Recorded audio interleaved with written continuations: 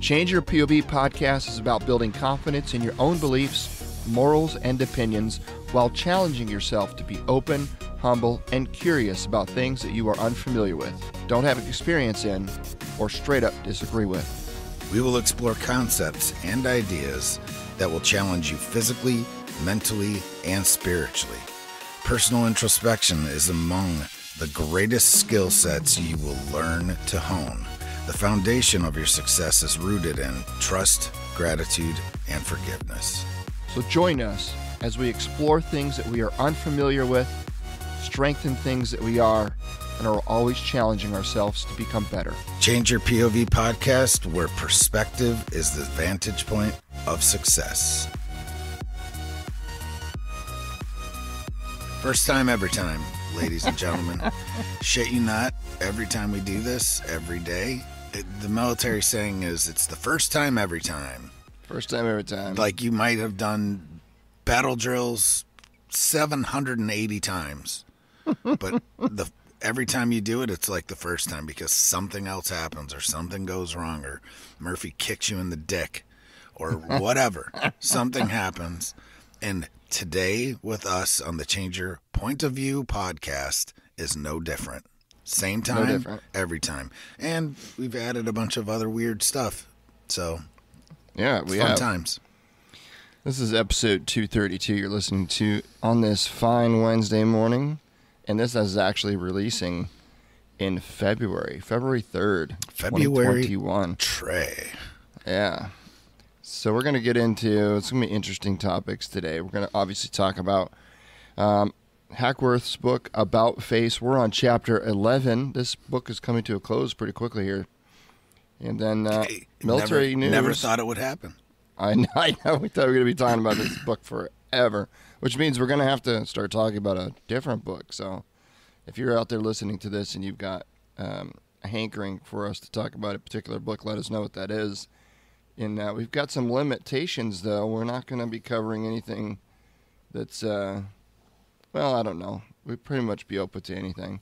As long as there's some value to be had in the book, I guess, right? Yes, for sure. I don't see us covering, like, Twilight or something like that. What do you think? Nope. Nope. We're not going through the Vampire Diaries or something. Segment 2, we're going to talk military news this week. We've got a couple of articles I'd like to share with you. Segment 3, we're going to talk about, this is our topic of the week, we're going to talk about tools that we're using to crush 2021. I've got a short list, and Bennett, I believe you do as well. Yep. And we'll talk about how we're using them, why we're using them, and if you're using them as well, we'd love to hear about it. Or if you're using something different that we didn't cover, please let us know. And then we'll get into our archive episode, and then we'll close out the show. How's that sound? Sounds like a plan. All right. Well, one of the things I want to bring up before we get into Hackworth is right now we are, I guess, what'd you call it, live streaming? Yeah, because we're not recording. It's not a recording. No, well, and it won't. But here's what it is. It's a way to listen to us live. Yeah. On Sunday mornings when we record this at 7 a.m., you can actually listen to us record live. And what's this platform, sir? It's called Clubhouse. Clubhouse. So talk to us a little bit about Clubhouse. I don't really know a lot about it other than I was introduced to it by a friend of ours, Jeremy Hoff, who is a social media, I guess you call him a social media wizard. He wouldn't say that. He wouldn't say that about himself, but either way, he and he owns, he's an entrepreneur, a writer, contributor to many publications, and writes about all kinds of stuff, veteran wellness. He is a Marine Corps veteran himself. And has his own struggles and issues, which he talks about pretty freely, as well as how to crush it in social media and marketing and all that stuff. Yeah, I just read an article about Clubhouse. he wrote an article in Forbes. Yeah, actually. yeah, in Forbes. See, this is what I'm talking about, folks. Forbes. Yeah. I ain't writing for Forbes. You Right. know, I mean, Yeah, I've yeah. been in some publications, but motherfucking Forbes. Right. So, yeah. That's really cool. So it's kind of a well, I never heard until you invited me. Yeah, well, and I so had Jeremy hadn't heard invited of it you, until and then you Jeremy invited me. because I hadn't heard about Right. it at all. Maybe So maybe I'd heard rumblings, and I was like, oh, as if I need another social media Right. Yeah. Exactly. platform to go after, right?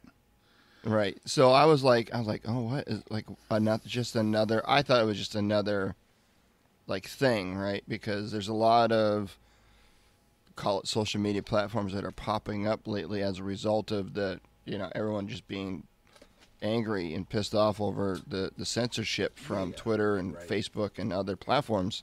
So you see a lot of these other platforms like Parler and others start to kind of come out of the woodwork, and I thought this was just another one. And I guess in a sense it is, but it's one of those platforms where you can't like find it. Like I never heard of it, and I couldn't find it. You have to be invited to even get on this thing, right? Yes. And I don't know. I think eventually, at some point, they'll open it wide up so it's searchable, and you can just, download it right off of the Apple Store. But right now, I am having issues with my audio right now. You are on Audacity? Well, no, it's actually with Clubhouse. So I need. See, folks, first time every time. This is an actual first time problem, though. And of course, I have 6. And you hear me rummaging around here. Sorry. Yeah. What are you digging in your purse right now? What is that? Absolutely. I am digging, looking for headphones. Oh yeah, because I got my headphones plugged into my phone on. There we go. So yeah. Hold on. Well, because what it is it's I can't turn my volume. It will not allow me to turn my volume all the way down. Oh. Oh shit! I can't use those. Damn it! This is what happens. Okay, folks, you've got 68 different types of device, and I've got. Let's see. I lost my AirPods, so I can't use them. Oh, you lost them, dude. Those aren't cheap to just lose, bro. Oh yeah, I know. I know. Damn. So hold on, real quick. Yeah. So while he's rummaging through his purse to find his headset or his headphones, I'll just kind of describe Clubhouse a little bit. So it's an app that's only available right now on OIS. You can't get it on Android, and you've got to be invited to get on this thing. And then once you're on it, it basically connects to either your Twitter account profile or your Instagram. So you can select one of those, and it'll actually pull in like your information off of one of those two platforms. And then you can fill out your bio on there, add your picture, or it'll pull in your picture from whichever other social media that you link to, or you can change your picture. And then once you're on that thing, it'll give you like when you do your initial setup, it'll ask you like, what things are you interested in? Are you interested in politics or sports or professional development? Or there's a lot of different kind of genres, I guess. You can select what you're interested in. And what that does is it helps focus in on the rooms that would probably be most applicable to you and your interests. And then there's just a ton of rooms. So there's like live rooms that you can kind of scroll through and just hop into. And once you click on a room, it'll bring you into the room. You can immediately hear the conversation, the dialogue. And each room is made up of, you got moderators. So it's people that's got the little green icon that will indicate that they're moderators, and they're generally at the top of the screen. And then you've got people that they'll bring up into the conversation, and those people aren't moderators, but they have the ability to speak. And then you've got people that are just kind of listening in, that are not in the section where they're able to speak, I guess. And so almost like a fly on the wall. And then the moderators have the ability to pull. You got it? Got it. So Sorry so about the moderators, that, everybody. It's okay. I'm explaining Clubhouse. Oh, good. So the moderators have the ability to pull people up into the conversation, or move people down into essentially almost like a green room where you're just listening. You don't have the ability to unpause or unmute and speak. And then if you want, you can, if you're not brought up, if you have not been brought up, but you want to ask a question, there's a feature at the bottom of the screen. You can raise your hand, and that notifies one of the moderators. You can have multiple moderators per clubhouse or per room. It'll notify the moderators that somebody in essentially the green room has a question, and one of those moderators can bring you up into the conversation. And then when you're done, or when the moderator feels that you're done, the moderator can move you back down. So it's really kind of an interesting thing. And what I kind of like about, well, it's kind of a pro and a con, but kind of what I like about it is you don't have the ability to like text anybody in this app. You have to talk. You have to talk. You can't leave comments. You can't do any kind of likes or dislikes or anything like that. You can't even DM people directly in this platform. You can click on their picture and go to their profile, and their profile will point you to another social media platform that you can DM them, like Instagram or Twitter, or etc. Which is different than a lot of other social media platforms. A lot of platforms don't want you to leave their platform, but this, the only way you can actually connect with somebody directly is to leave the platform and go to a different platform. And you can't record while you're on it. I mean, right? I'm sure it's all real time. I'm sure there's sneaky ways to do that. Mm-hmm. But it's all real time. So there we go. Can't play it back. So now I don't hear you that way, but I know that you can hear me because I can see. Yeah. Nice. Okay. Sorry about that, folks. That's all right. So that's kind of like in a nutshell what this app is all about. And I just got to share a story with you. So the other day I was just passively listening, just kind of rummaging through a couple of different rooms. Some of the rooms, you look at the titles and you're like, no way in hell I'd ever go into that room, right? It was right. It was like one of the rooms I was reading yesterday. It was what is it? It was some crazy. Do black men? Should black men be required to pay child support for unwanted babies or something like that? I'm like, wow. I mean, that's very specific. I'm all about niching down, but that was taking it to the extreme right there. Right. And there were 300 people in the room, man. Must have been a pretty, I don't know, a lot of people dealing with that right now, I guess. Yeah, for sure. Oh my gosh. Either there's a bunch of black guys out there looking for ways to get out of paying child support, or there's a bunch of unwanted babies out there. I don't know which, but it was kind of a crazy room to even. But anyway, I'm sorry, I'm getting sidetracked. So a couple days ago, I was just kind of passively listening, and it was like an entrepreneur type of room, right? And they were in there talking about masterminds and paid masterminds and how to leverage Clubhouse, et cetera, et cetera, et cetera. And then Damon John from Shark Tank, yeah, of course. So Damon John came in and he was talking, and it was amazing. And then he brought up his wife, which I have no idea who these people are married to, but his wife was in the room. And he brought his wife up, and she was sharing some of her. And it's all real time. And that's what's kind of interesting about what's the really platform cool is it's all real time. It's all real time. There's no way to record. I mean, I guess there is. Right. There is a way that you can do that, but if you're having conversations with people, you can't. Right. So here, Damon John is who's in the talking. Room. Right. So he's talking, and I'm listening. It's all real time, right? And then Damon ends up inviting, because when you're in a room, you have the ability to click on the plus button down at the bottom. You can add. Not add, but you can request people join a room, right? It'll send a notification if they're on the platform. Right. And Damon ended up bringing in Barbara Cochran, who's also on Shark Tank, right?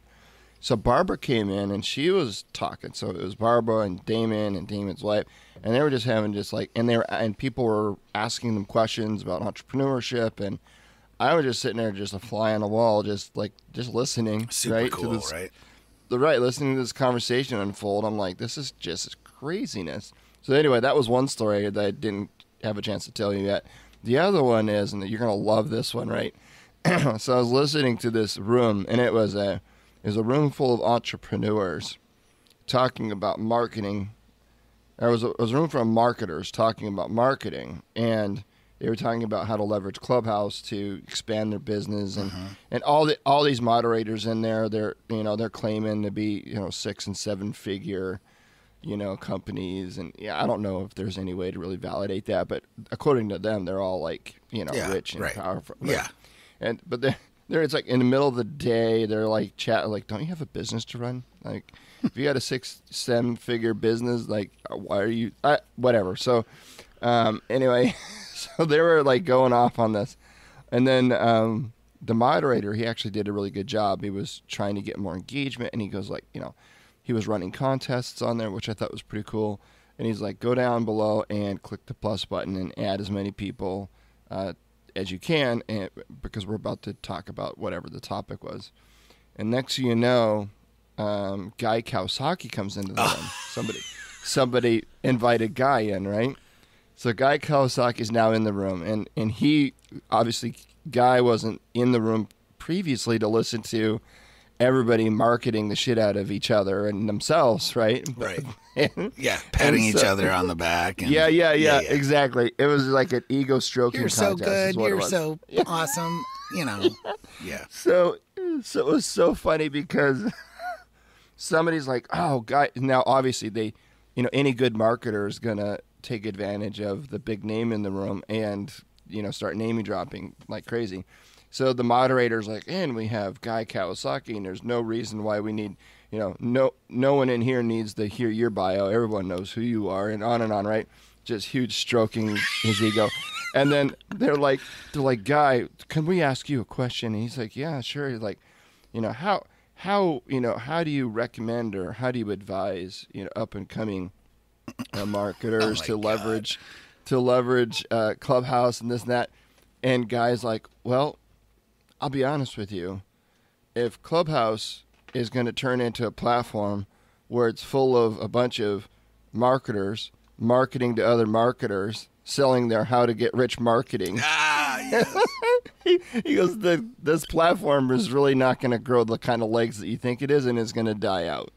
And everyone's like silent, man. Crickets. He was just straight bitch slapping him and didn't even realize he was doing it because he wasn't in the room earlier. Yeah. So that's amazing. I was like, and the moderator that was just literally just pitching like, these paid masterminds. Yeah. $20,000 for you to, and we'll build your website, and we'll give you, we'll make the podcast for you.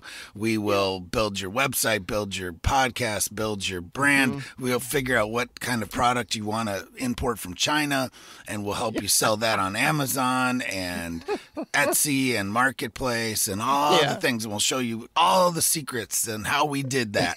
And, exactly. And then we'll hook you up with this other, lead funnels and all this other stuff, and it'll be great for the cheap price of $20,000. But wait, there's more. There's more. And right now, we give you the deep discount just for being here on Clubhouse. We give you the deep discount of $29.95.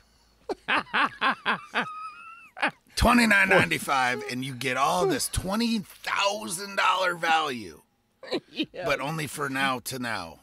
Are you sure you weren't in that room? I'm pretty sure I've heard a million of these things. So get this. Wait, it gets better. It gets better. God. So the moderators are like, okay, they're like, Guy is just poo-pooing all over our marketing strategy here. Yeah, because he hates that shit. Yeah, so he's like, you could tell the moderators are backpedaling, and so they quickly want to change the subject. So one of the other moderators kind of cuts him off and jumps in and says, well, yeah, thanks for the great advice, Guy, and yeah, we totally agree. Let me ask you a different question. It's like, what do you think about leveraging, Clubhouse to, help, business, entrepreneurs position themselves as thought leaders? Ready for this? Oh, Jesus Christ. So the guy's like, well, I'll be honest with you. Anyone that has anything worth sharing that is actually considered to be a thought leader by others never claimed to be thought leader or never tried to position themselves as such. As a thought leader. Never Right. never puts that in their fucking Facebook profile. He goes, I guarantee you, Steve Jobs never woke up in the morning and said, how can I position myself to be a thought leader? He just was. He created great products that a lot of people bought, found value in, and deemed him as a thought leader. He goes, Tom Brady, he doesn't get up in the morning on Sundays before his game and say, how do I position myself as a thought leader? He just goes out there and makes it happen. Right. He demonstrates that he's the best quarterback in the NFL. I'm just like, oh my God. I love that shit. I love it. He is just crushing everyone's hopes and dreams, right? Oh, it was it was classic. Well, man. it just shows how full of shit so many people are. I mean, it's not even that they're full of shit. I'm sorry. Mm-hmm. I just think that people think that, well, what it is that they very well may make a ton of money doing what they do, right? Sure. And that's fine. Yeah. But just because you're making money doesn't mean you're successful. Like, right. Yeah. You're kind of a snake oil salesman at the end of the day, because there is there is things as get rich quick schemes, and those take a lot of luck and they take a lot of positioning, and maybe it's not just luck, you know, and it doesn't mean that people don't work hard, right? But yeah, that's not the norm. That's not the norm for that stuff, at least in my experience. And right. All my mentors and people that I follow agree with me. And I have some mentors that are those 8-9-figure business owners. You know what I mean? I'm not saying that's what they're worth, but they're, well, 2 or 3 of them are, well, one of them's a legitimate billionaire. And I've met with him in person. I'm not trying to say this to pump who I am, because I'm not. I don't even like to call myself an entrepreneur. How many times have you heard me say that, Eddie?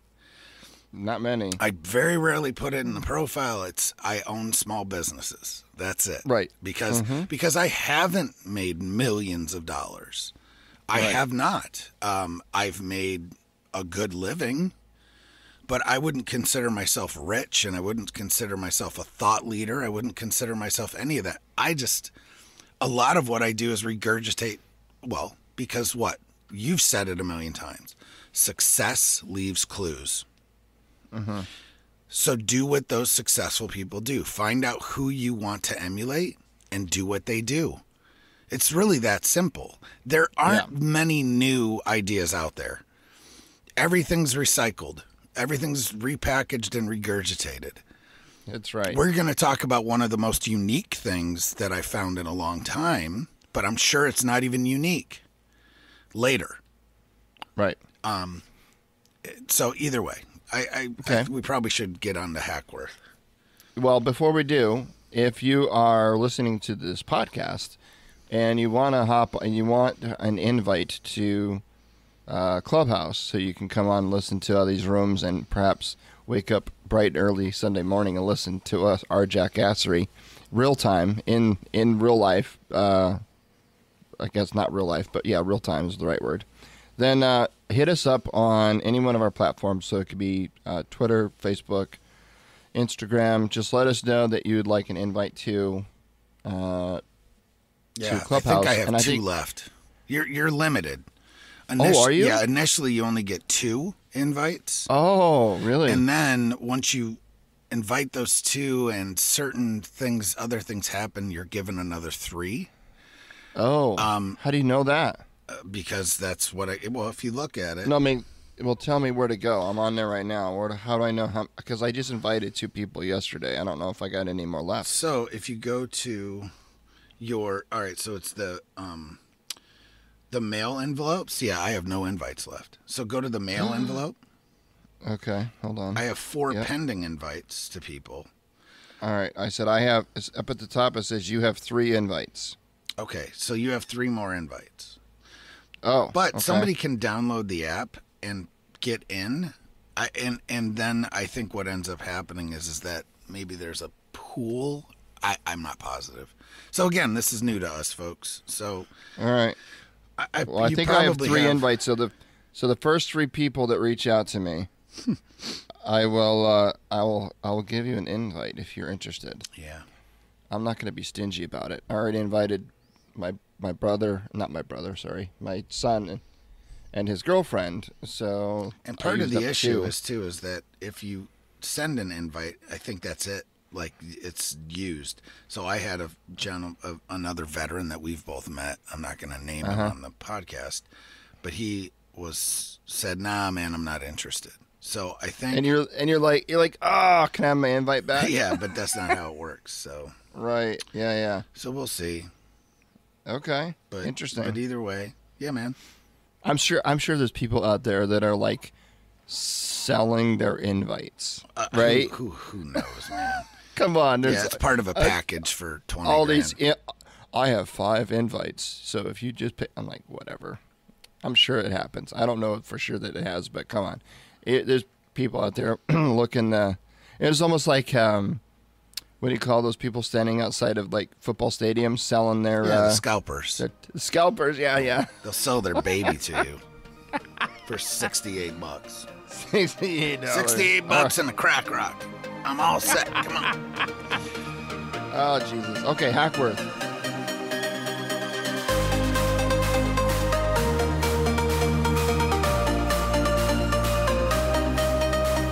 So, chapter 11. Yeah. This ain't the Army, Mr. Jones. That reminds me of a song. Well, that's Mr. Jones. That's Counting Crows, my friend. Right. Yeah, so that was before... Yeah. It was before probably... That probably has nothing to do with Hackworth. Absolutely nothing. Absolutely nothing. But when I read this chapter, that's all I could think about, that song running through my head. Nice. But anyway, go ahead. My wife hates that song. Really? Yeah, it's not funny. I think it's a decent song, but I honestly, though, I've never listened to the lyrics other than the chorus. So I don't even know what the song's about. But either way. So, I remember him, speaking of Hackworth, I remember him as a gentleman, perhaps a bit naive in his expectations of people, but was an idealist. Not prone to make allowances for human how do you say that? Foibles? Foibles, yeah. Foibles. What's a foible? I don't usually say this. Like, my vocabulary is deep and wide. And foibles, I have no clue. Well, that's going to be, I would say it's like fuck-ups, basically. It's just exactly. Yeah, you need to add that to your list of I'll vocabularies use it for the week. I do that. Good. So, yeah. Colonel Richard E. Dreyer, U.S. Army retired chaplain, Nuremberg Post, Germany, 1958 to 62. So I'm going to jump right into the first paragraph or so. All right. Yeah. How is it? So this is a quote. How is it, sir, that the personnel system can make a doughfoot spend thousands of dollars making him a missileman, and then assign him to to be a horse holder for generals? The Deputy Chief of Staff Personnel, DCS of the Army, Lieutenant General James F. Collins, seems a little taken aback by my question, but no more so than I'd been a month before in Heidelberg, when I'd been assigned not to a corporal missile battalion, but to the Southern Area Command, or SACOM, at the U.S. Army Hotel in Nuremberg. Is this peacetime Army SOP? I'd ask myself, to put guys in jobs that were totally untrained or unsuited for? It seems as if this happens a lot now, too. It seems as if it happened to me every time I got a permanent change of station. So, just as I had when I'd been assigned to the 40th Division in Korea, and then to Manhattan Beach's air defense, I screamed bloody murder. And just as it happened on the previous occasions, it hadn't made a bit of a difference. Despite shortages of missile-trained officers, or so we've been told, at Yep. Fort Sill, and of combat arms captains in the European theater. I'd arrived at a time when a more immediate, urgent requirement had been met. A young combat officer with plenty of fruit salad to run the new visitors bureau for VIPs passing through the Nuremberg area. Don't bitch was the word. The personnel guy had tried to show me the bright side. You don't have to have your bachelor's degree. He'd said, this is a great chance to finish it off, get another language, and start cracking on your master's besides. He'd added, you'll make some good contacts with the top brass. Can't hurt your career, you know. I knew, which was why I'd buttonholed the DCS per in the elevator of the hotel the minute the doors closed. By the time they opened on his floor, General Collins had promised to lay the groundwork with Heidelberg to get me back to the infantry. Now at least there'd be something to look forward to as I spent my days playing hotel executive. I was designated assistant hotel manager. And then oh my God, cum dog robber for transient senior brass. Oh my God. All things being equal, I had to admit I was a pretty easy assignment. The visitors bureau job basically entailed my playing Johnny on the spot, coordinating transportation, providing info, and generally looking for the occasional NATO and or other VIP guests. But things are never equal, and the good in the job was far outweighed by having to live in and work under the command of the Nuremberg post. So he's basically a concierge. A concierge, of a hotel. right. Basically, assistant hotel manager. Right.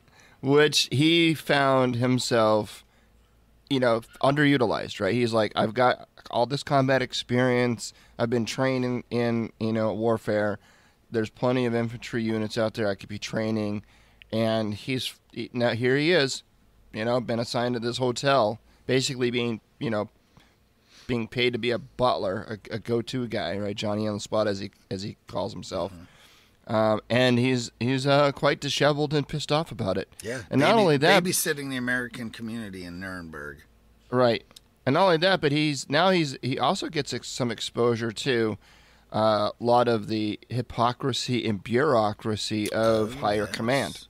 Yes, right? yes. Because now you got these higher ranked officers that are in there, having affairs on their wives. You got there's like a hotel or a casino that's like connected to it, and there's like military wives in there like gambling away all of their paycheck in these casinos and just drinking. It's weird. It sounds kind nonstop. of like the military now. It does, Just doesn't saying. it? Shit never changes. Right? When Johnny's away, lots of people play. Yeah. And the crazy thing about it is, there's a lot to be said here. There's a lot of a correlation between finding yourself in a career that you feel you're being undervalued in, right? So, how many transitioning military service members get out and they end up taking a job that they don't really like, they don't feel like they're truly appreciated in. It's a humbling experience, and a lot of veterans find themselves struggling because, I had a mentor call the other day, and I was talking with somebody, and this topic came up, and I was like, listen, when you're in the military, rank matters to some degree, right? Rank has its place in the military. If you're talking to a lieutenant colonel and you're a staff sergeant, like there's some level of respect that's being given to the person of a higher rank than you. Yeah. When you get out of the Army, let's say you're a colonel, full board colonel, lieutenant colonel, major, captain, even a command sergeant major, whatever, and you get out, listen, no disrespect to your rank, but your rank really doesn't follow you outside of the ranks of the military. You're in a corporate environment now, your rank really doesn't matter. It really doesn't. Yeah. And a lot of people that transition feel that it probably should carry more weight than it actually does. And sometimes they're in, like I talked to one lieutenant colonel that was transitioning, and he was looking for like equivalent type positions. Like as a lieutenant colonel in the Army, you're what, a battalion commander, right? So you got, yeah, for sure, right? You got at least 500 troops under your command. You've got junior officers and senior NCOs under your command. Like that's a big position, a lot of responsibility. You're responsible for a lot of budget. Well, you got to think it's a small company. Right. I mean, like what's crazy about us though is that I think even a company with 500 employees is considered a small business in the U.S., which blows my mind. I can't remember the exact numbers, but either way, you're borderline small to medium-sized business if you take the assets controlled, right, Mm-hmm. that they're signed for and required to maintain, right, and the people led. You're talking 400 to 500 people. Yeah. So yeah, and too often, it's just not going to happen, bro. Right. Yeah. So that's what I was talking to this guy, and he was like he was struggling to find, because he was looking for, like he said, equivalent positions. He was trying to get a job as a vice president at some company, right? Because he felt that his time as a lieutenant colonel in the Army was comparable to that of a vice president of a corporate environment. And I was like, and I had to have and here I am, right? Staff Sergeant Lasry, right? So I don't have nearly the rank that he had in the military, but guess what I had that he didn't? I have corporate experience, right? Right. I've been there. I've done that. I know. I've seen it. And I'm sitting there having this conversation with this lieutenant colonel that's now out, struggling to find a job. And I'm like, listen, here's the deal. You may not like this, but it doesn't make it any less true. At the end of the day, and we really need to find a different catchphrase besides at the end of the day. I don't know if there is a different catchphrase.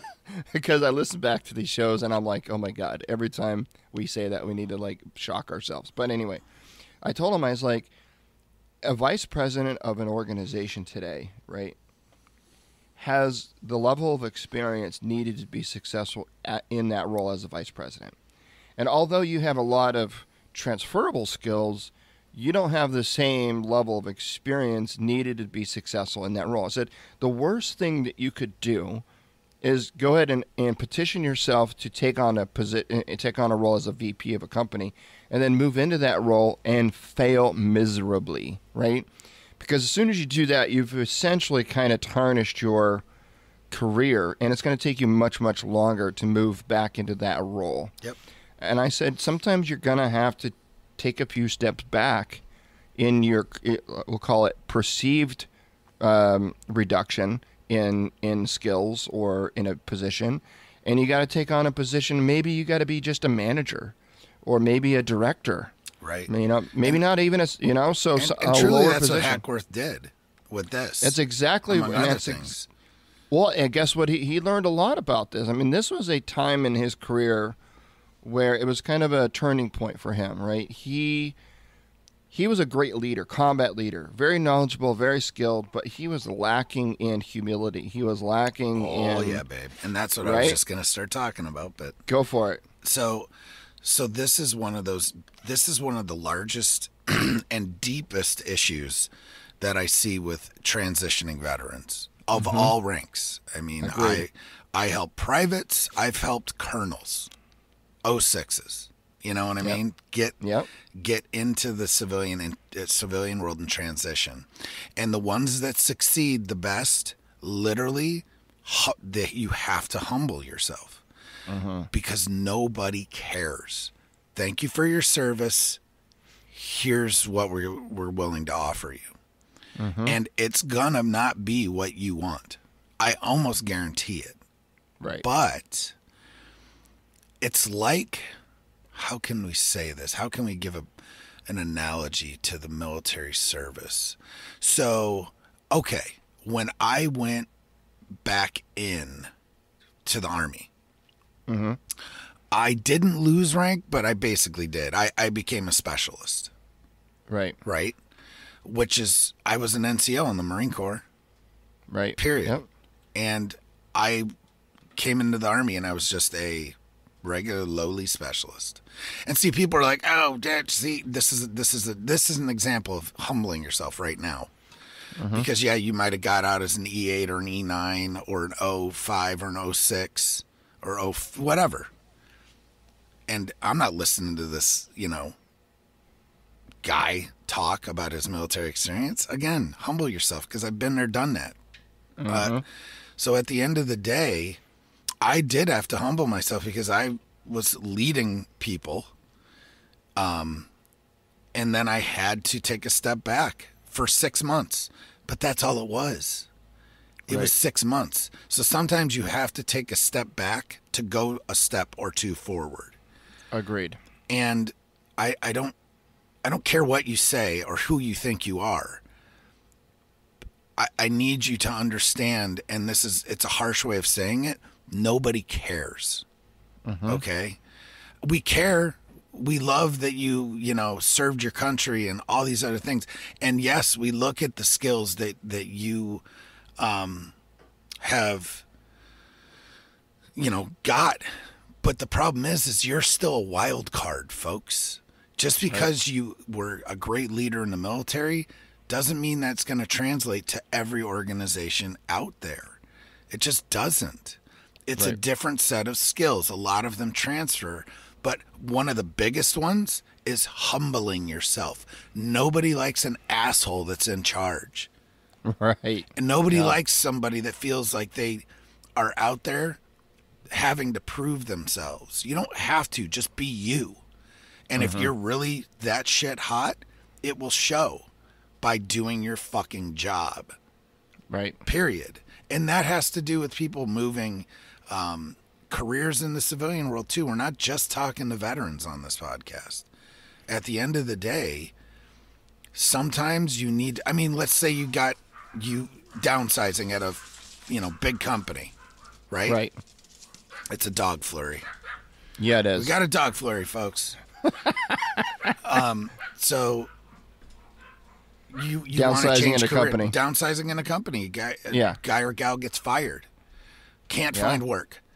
How often, we all know these people that basically sit in perpetual job hunting because they won't humble themselves to take a job.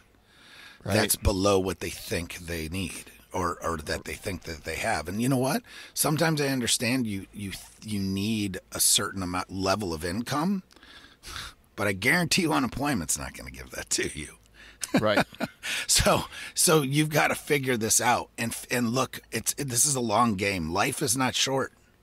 Life is a long game, right? And just humble yourself to the point where you might have to, and you know what, if it doesn't work out, that's fine. Move on. But never stop moving forward. Yeah, and I think financial and that's what Hackworth, never stop moving forward. Ever.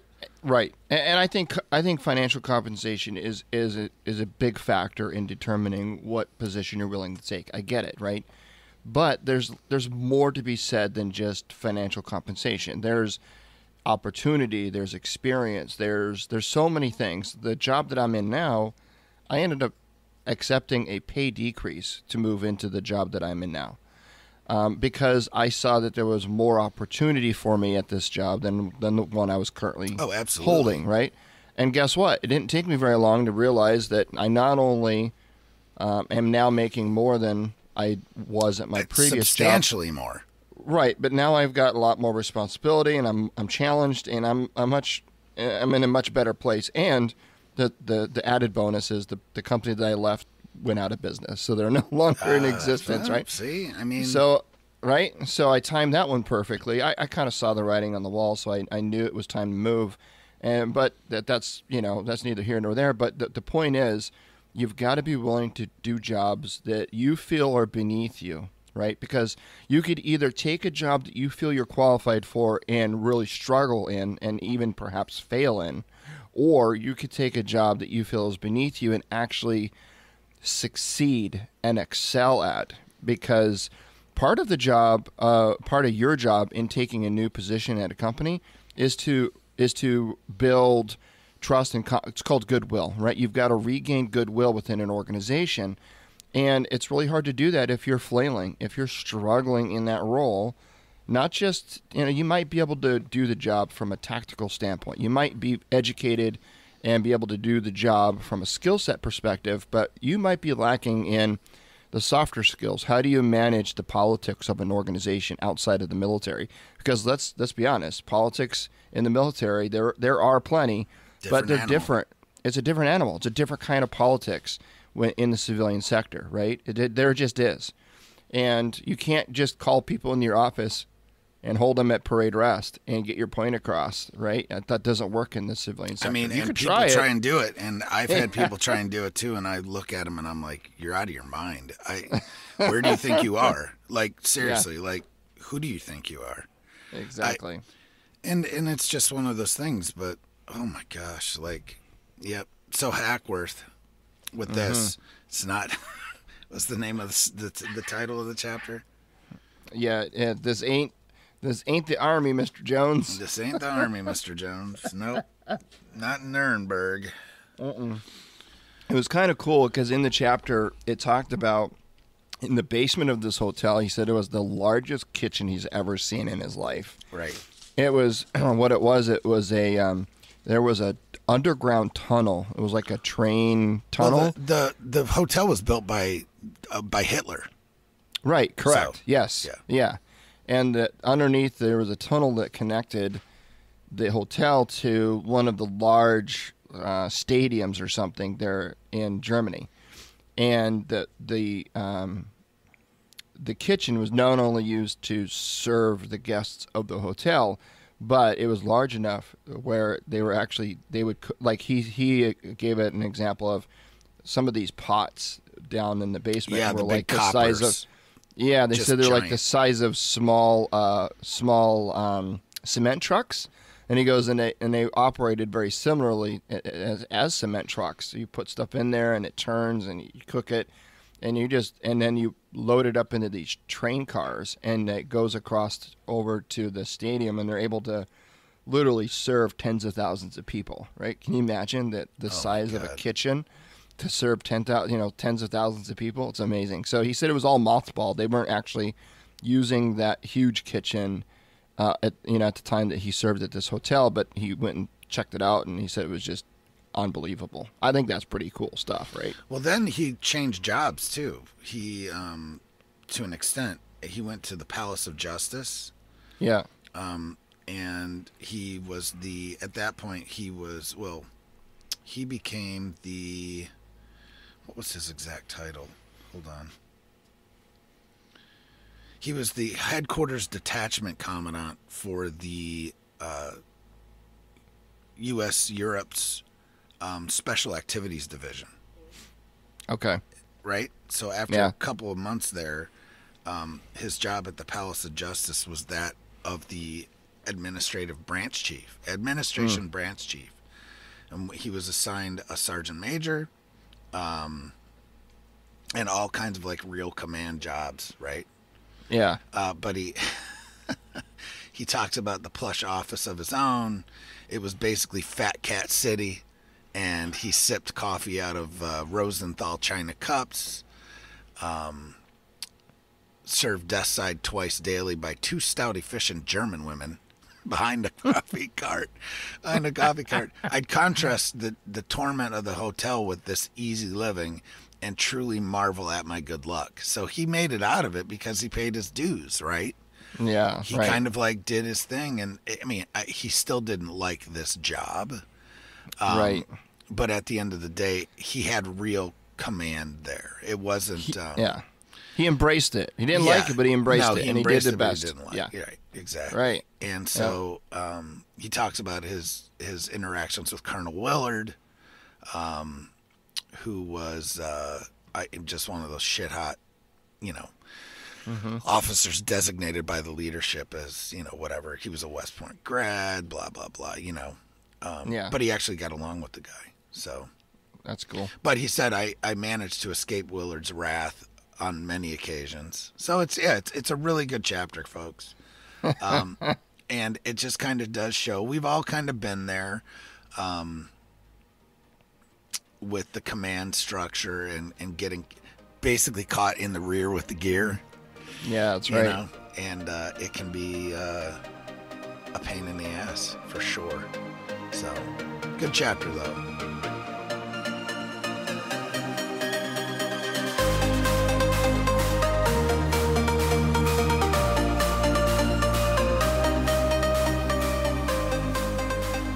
We're going to segue into segment 2, military news. Before we do, just want to draw your attention to the website, changeyourpov.com. Go check it out. You can buy us a coffee, see other things that we got going on. There's a store there, and we're going to talk about it here in a little bit, but there's some breathing exercises link on there that you can go check out, too. And some other exercises, that we're kind of talking about here with employment in mind. So that's right. Yeah. So all right. The first article that I found today, so this is kind of a, it's in Stars and Stripes, and it's called Hopefully It Won't Be Forgotten, but with no survivors left, a Pearl Harbor Veterans Association disbands. So it's getting to a point now where so very few World War II veterans are even alive. Right. And certain things like this, right? So this, the original article was posted in the Virginian Pilot back on January 29th. At its height in the 1970s and 80s, the Tidewater chapter of the Pearl Harbor Survivors Association boasted several hundred members, sailors who'd survived the infamous 1941 attack and lived to tell the tale. They gathered often to share lunch at the club or picnic, and for more somber occasions like the annual December 7th memorial ceremony at Joint Expeditionary Base Little Creek. That's in Virginia, folks, if you didn't know, in the Virginia Beach area. Members watched each other get married, buried, have grandkids, said Jerry Chebiter, whose father, Frank, served as the chapter's longtime president. But membership dwindled as folks aged and passed away. Several years ago, with just a handful of members left, the chapter gave up its nonprofit status. By late 2019, the group had lost its last survivor, 97-year-old Paul Moore. Suddenly, the Pearl Harbor Survivors Association found itself an organization in want of survivors. And with the coronavirus pandemic prohibiting the venerated annual ceremony, the decision was made recently to officially disband. So, wow. Kind of a sad, it's sad. It is. But I mean, it's kind of like, this is one of those things that we talk about veteran transition. And so often, one of the biggest tools that we have as veterans is each other. And this is an example of that for guys that were in World War II, guys and gals that were in World War II.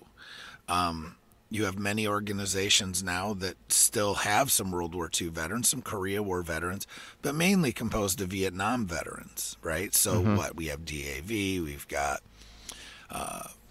VFW, we've got American Legion, we have all these things, but slowly, folks, these organizations are dying. Right.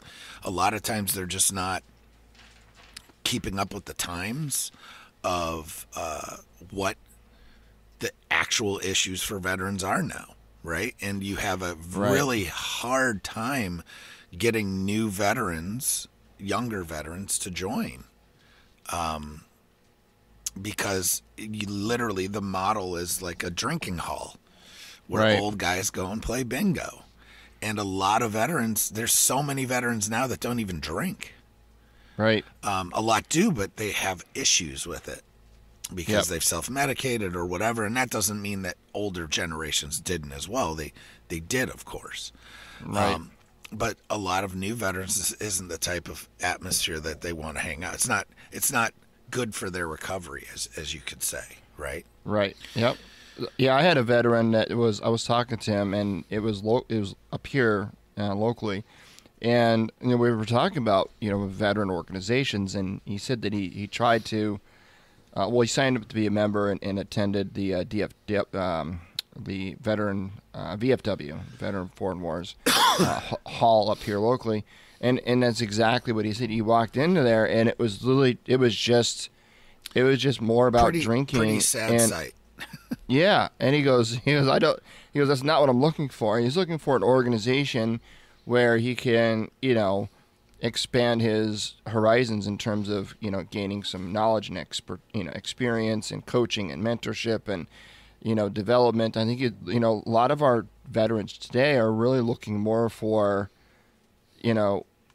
communities that can help improve their success outside of the military. They're not really looking for like a bar to go hang out in all night. You know what I mean? Yeah, there's plenty of those that you can do that. Right. And nothing against these organizations that are doing that, but it's like you almost have to change your business model. Well, they have to evolve and change their business model. It's like a Blockbuster, right? They didn't see the writing on the wall, and they thought movies were going to be on VHS tape for eternity, and because they didn't change their business model, they went out of business. And it's really no different, right? Well, I mean, we're dealing with that right now kind of in the stock market. Right. We're watching some of the fruits of these things. Like, so one of those stocks that people were buying that hedge funds managers were shorting, and now people are buying is Blockbuster Video. Right. Because technically they still have a streaming service. I'm sure they have like 14 subscribers. At least 14. You know what I mean? Yeah. But at the end of the day, there's some other things. I think there might still be, I can't remember, but I remember looking last year, and I think there was one Blockbuster Video still open in like somewhere in like remote Alaska. Really? Yeah. I don't know now. I'm not sure now if it's still open, but I know that was one of the last ones open. They changed the sign on the door to museum. Right, Blockbuster Museum. Right, and obviously they switched from VHS to CD or DVD and Blu-ray, but now even those are dying. So get in the car, kids. We're gonna go We're gonna go to the museum. I'm gonna show you how mommy and daddy used to watch movies back in our day. Yeah, and I mean even back in now. So another one of those stocks is AMC, which is that because theaters are dying. They are. It's a business model that's outdated, especially now. Well, it was kind of forced into it, but again, this is when change happens, and if you're not, if you're not adaptable. Well, here's the thing, right? I mean, not for nothing, but even before COVID happened, I couldn't walk into a movie theater with my daughter or my son, just the two of us, and walk out of there, without spending $60. We're talking like outrageous price for the ticket and the outrageous price for a drink and a popcorn. But it's like, really? But it's outrageous to you, but to many it wasn't. So it's the market. The market was still being supported. So I mean, people got to vote with their dollars. I mean, if they don't want it, then that's right. But here's the question: is you would still go spend the $60? You might not be happy about it, but you did it. Well, that's what I tell people that bitch and cry and complain about how much things cost. It's like, well, if they're charging that amount of money because people are still willing to pay it. Correct. As long as people stop paying it, it's supply and demand. If people stop paying that price, they can't sell it for that price anymore. They got to reduce that price. So, I hear you. It's all, I get it. It's part of business. It's all capitalism. Yeah. That's right. Amen, brother. So with that being said, there are a bunch of different organizations that kind of have tried to change this model of this old boys club, I guess you could call it, or a place where you meet and play bingo. And, and this isn't to disparage those organizations. I mean, I'm a member of the American Legion here locally, and I do go every once in a while. And, like they have fish dinners on Fridays, and I'll go sit and chit chat with folks. And there is a camaraderie there. What I use it for, though, truly is a know your history lesson. Yeah. That, we can go into that that's a whole show amongst itself. But know where you came from and know where you're headed by knowing history of all kinds of different things, right? Right. Yeah. And I use it as and truly, how those no shit there I was stories, I don't care if they're fake coming from a 90-year-old guy. But Right. I mean, we have a guy here who is, and this was years ago. I think he's passed now. Well, no, wait. I have a veteran that I've worked with he's 104. Whoa. And I can't remember. He was in the Pacific. And I can't remember where he went exactly. I mean, but he was in the shit, bottom line. Yeah. But this guy's like sharp. He's got stories for days. And he's 104 and still driving, bro. Wow. Yeah, and lives on his own. Damn. I'm like, so are you ever gonna... I mean, basically, he's got his grandkids are like the ones taking care of him at this point. Like, they're not taking care of him, but that's who he's like. He's going to his grandkids' houses to like have Thanksgiving. You know what I mean? Because I think he had three kids, and I think two of them have passed. Like his grandkids are AARP members, right? Yes. Well, his grandkids are in their 60s. Wow. Yeah. That's crazy. Isn't that crazy? Yeah, but he's man. a whip, man. He's going and still going strong. He's like, yeah, I've been kicking around maybe moving into one of those retirement communities, but I just don't. He's like, those places, I think, they're like coffins. I don't want to get into a coffin yet. He walks into a VFW and he's like, bingo. Why the hell? Bingo. Let's get some Twister out here. Or something. Yeah. He's pretty awesome. So there are some of those out there, you know, and those are the guys I sit down and I like to talk to because you pick their brain. Yeah. Heck yeah, you know. man. So either way, next article, and this is from Coffee or Die magazine. Now, let me ask you, before you get into this, one thing I'm not digging about what a lot of online, I don't know, papers, this is the wrong word, but online blogs or whatever, is now like you get like so many free articles that you can view per month or whatever, and then you got to move into this pay model. Well, you know why, right? Well, I know everyone needs to make $1. I get it, but it tells me that all these advertisements. So here's the thing, right? If you're going to start charging people to read your material, take off all the stupid ass ads you got on here. Then don't do both. Right. Well, see, That's all I'm going to say. But you and I know this is what we were just talking about. They're still running on an old business model. Right. So Yeah. the thing now is, I mean, and this is part of the issue. You have news organizations. Well, Right. there's so many news organizations now, half of which are completely full of shit, Right. and it's about revenue for them. Right, It's not about right. news anymore. It's about how do we stay alive. So they're in the clamor to stay alive instead of actually reporting the news. Right. But you have, and this is why I like reading. I religiously read Coffee or Die because they're going to stay alive whether or not they make money, because they are that the business model for that company is Yeah. not about it's about giving you good stories. It's about all that stuff. Right. But they have another product that fuels the blog or the Right. news post, whatever you want to call it. Yeah. So these companies have to evolve. And Yeah, 'cause and forcing people to pay to read their articles, I just won't do it because I can go find the article somewhere else. Right. Or well, just that article you just read, the Watchdog Agency. Yeah. The one that you just read there, that I counted just that on that one article alone. There was over 15 AdSense ads on that one article. yeah. And they're basically threatening you that you can. Oh, only, this is your last one that you can read. right. Yeah. Yeah. It's You know like, what? That's fine. okay. I just won't read you. Yeah. Exactly. I mean, there's none. Zero. Scroll through this one. There's not one ad. Zero ads. Except for, they have it's run by Black Rifle Coffee. They Yeah. also have multiple podcasts where they make revenue. Look at this. This is so clean. Not a So single clean, ad on here. right? And you know what? There's Wow. there's a lot of news platforms that are like this too. I love it. So Coffee or Die. You got to go check it out. So Steve Houghton. So this is, you're saving lives with this quote.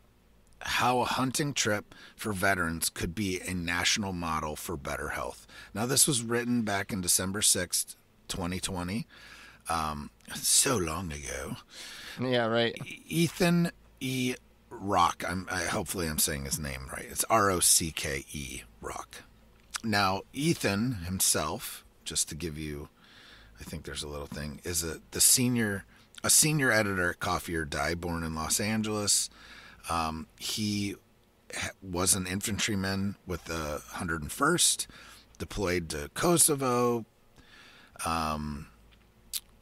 Then he left the Army and he joined the United States Marine Corps as a storyteller of Marines serving in Okinawa and the Asian Pacific region with the 3MEF, and at the Marine Corps Motion Picture and Television Liaison Office in Los Angeles, where he served as a consultant on dozens of television shows, documentaries. So it's got a pretty good...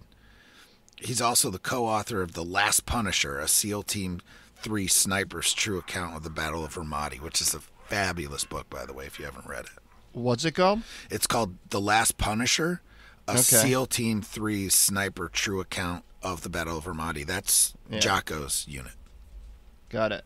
And that's Chris Kyle, those guys, right? Yeah. Right. All right. So, Steve Houghton's rugged face shone orange in the firelight as he pulled in a deep breath of the frigid Montana backcrunchy air and shifted in his chair before taking his turn at a personal story. The stress lines of an often furrowed brow and eyes tinged with sadness advertised the toll of an especially bruising year for this former motor transport Marine.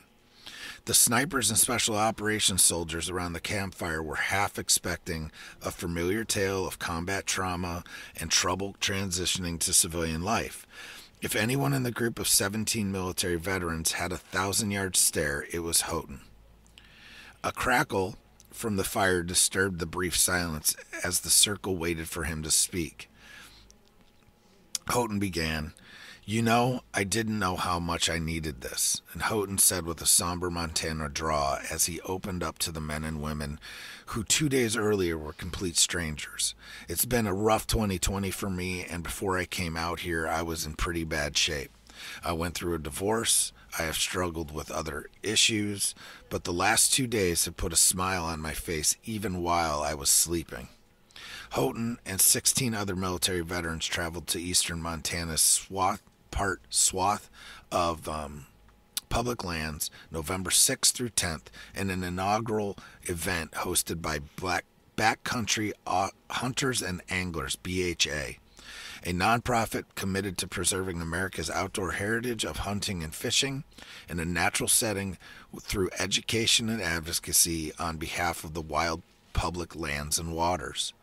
After launching its Armed Forces Initiative in June, BHA developed its first ever veteran dual skill acquisition camp, where BHA mentors covered skills such as e-scouting, shot placement, field dressing, meat considerations, carcass disposal, and education about public lands and related legislative issues.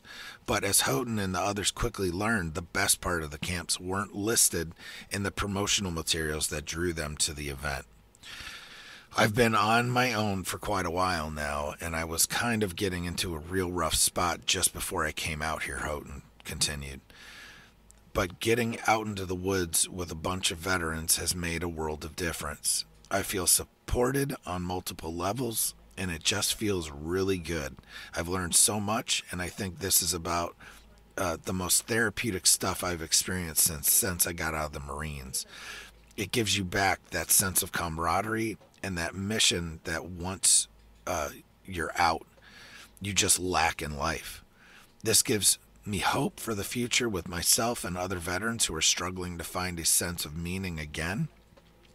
And just being around everybody and seeing that you're not alone, it's been absolutely incredible, absolutely life-saving. You're saving lives with this." So Knowing nods and grunts of approval from Houghton's newfound tribe validated his sentiments. There was a sergeant major from the 19th Special Forces Group, the recently retired Special Operations pilot, Marine snipers and grunts, Army snipers and other soldiers, sailors, National Guard members, and an Air Force member who cheeringly absorbed all the standard trash talk about always getting heaped on extra thick from the members of the chair force. No token coasties, though, huh? So, no. Yeah, either way. Morgan Mason, BHA's Armed Forces Initiative Coordinator and former Army intelligence analyst, coordinated the camp. Mason was 20 when he participated in the invasion of Iraq in 2003. And when I left the Army, I just wanted to head back west and break free of everything, Mason said. I spent a lot of time on public lands, and they were my source of decompression. I thought it was amazing that I could go do all these outdoor activities, whitewater rafting, mountain biking, climbing, hunting. Mason said his experiences led him to the path he's on now. His passion and mission are to make sure all military members and veterans can have the same experiences outdoors that are integral to his transition, and that continues to enrich his life. For BHA's Armed Forces Initiative, he focuses on 3 pillars: active duty programming, veteran programming, and legislative efforts. And BHA has forged a unique relationship with the U.S. military to develop its active duty programming initiative.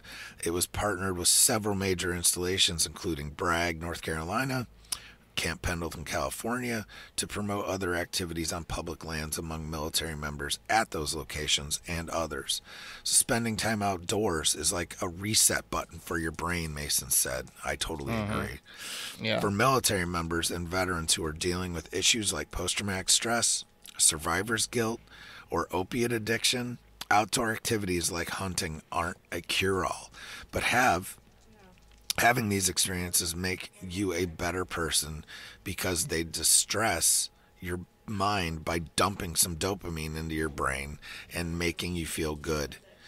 We want people to feel the weight of the world drop off their shoulders and feel that stress melt away, and public lands make that possible for everyone. So I could keep reading because this is a pretty long article, but what do you think about this, man? I think it's freaking amazing. There are other groups that do the same type of thing, but I have a caveat with all of that. Is a lot of times what you find these to be, though, is that they become like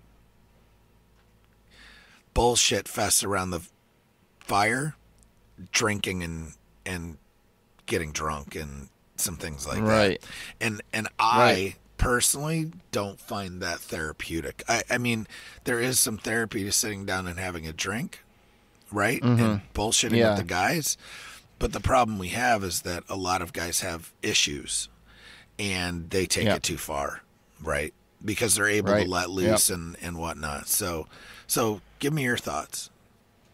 No, I think you're right. I think this is, like you said, there's a lot of similar type of groups that do this type of thing, but this is one is different in that it has, well, first you've got like an agenda of actual, learnings, classes, workshops, things, skills that you can pick up from this, right? And then the added benefit of this is the camaraderie and everything. So it's almost like the camaraderie and everything that you get is almost an after effect of this group. It isn't what the group is designed to do all by itself, I guess is what I'm trying to say. Yeah. Because you do have some groups, and that's all they focus on is the camaraderie of, sitting around a campfire. And like you said, it turns into, it just can turn into a drunk fest. And everyone has a good time, and then they walk away, and it's not, I don't know, maybe they didn't take many like skills away from that encounter. And it all depends on where are you at in your in your mind, in your head, and in your life, right? So some people that's perfectly acceptable and they can handle it. Other people you need something different. Another organization that's similar to this one is the remember that guy that we interviewed a while ago? What is it? The something Waters. Healing Waters, which is Project Healing Waters. Yeah. So there's a lot of different places throughout the US. That's fly fishing. Right. Yeah, they got my buddy Jay Fondren. He goes and does like duck hunting and deer hunting and things. I think he's in Texas. This group is up in Montana, and there's different places in Michigan. So that's all over the place. So and Project Healing Waters is nationwide. I mean, there's chapters of it all over the place. We have one here, and they'll teach you how to fly fish, but they also, on top of that, teach you how to tie your own flies. And I have a few veteran friends that's kind of what they do now, is they tie flies, and it's super therapeutic for them. Right, right. So it's all along the same aspect. But what I think it shows veterans is that, there's ways to decompress, and there's also ways to find your mission after you got out. Because to me, that's the key. Finding a new mission. And it doesn't matter what it is, right? It can be, Team Red, White, and Blue. It could be Team Rubicon. It could be one of these groups. Yeah, it doesn't have to be just hunting or fishing like Team Rubicon. If you've never heard of them or seen them, go to the website, look it up, Team Rubicon, and they basically repurpose veterans to go assist with disasters. So, I mean, everything from when was it? A few years ago, they had the bad earthquake in Nepal. I mean, they were there. So they send people all over the world. They send people all over the U.S., tornado relief, all kinds of things. So you've got Team Rubicon. You've got organizations like the Mission Continues. There's a really cool, and I'm pretty sure it still exists, in Baltimore, there's a nonprofit called the Sixth Branch, started by another Marine, and they basically try their main purpose is to revitalize urban neighborhoods, and they have built, they've had where buildings have been torn down in the city, they build gardens. Right. To grow food and all these other things. So there's missions out there for everybody. There's all kinds of things. You just got to look for them. The one I was thinking of is Veterans for the Boundary Waters. Oh, Boundary Waters. Yeah. Yeah, that's the one that I was thinking of. But yeah, so there's a lot. I guess the best thing to do is just hop on the Google machine and see what's in your local area, right? I mean, absolutely. That's the best way to do it, I think. I mean, these organizations are out there. But you have to want to go do it. And if you feel like that's something that you need to do to reconnect, I urge you to go do so. So that wraps up our military news. We're going to transition into segment 3, topic of the week.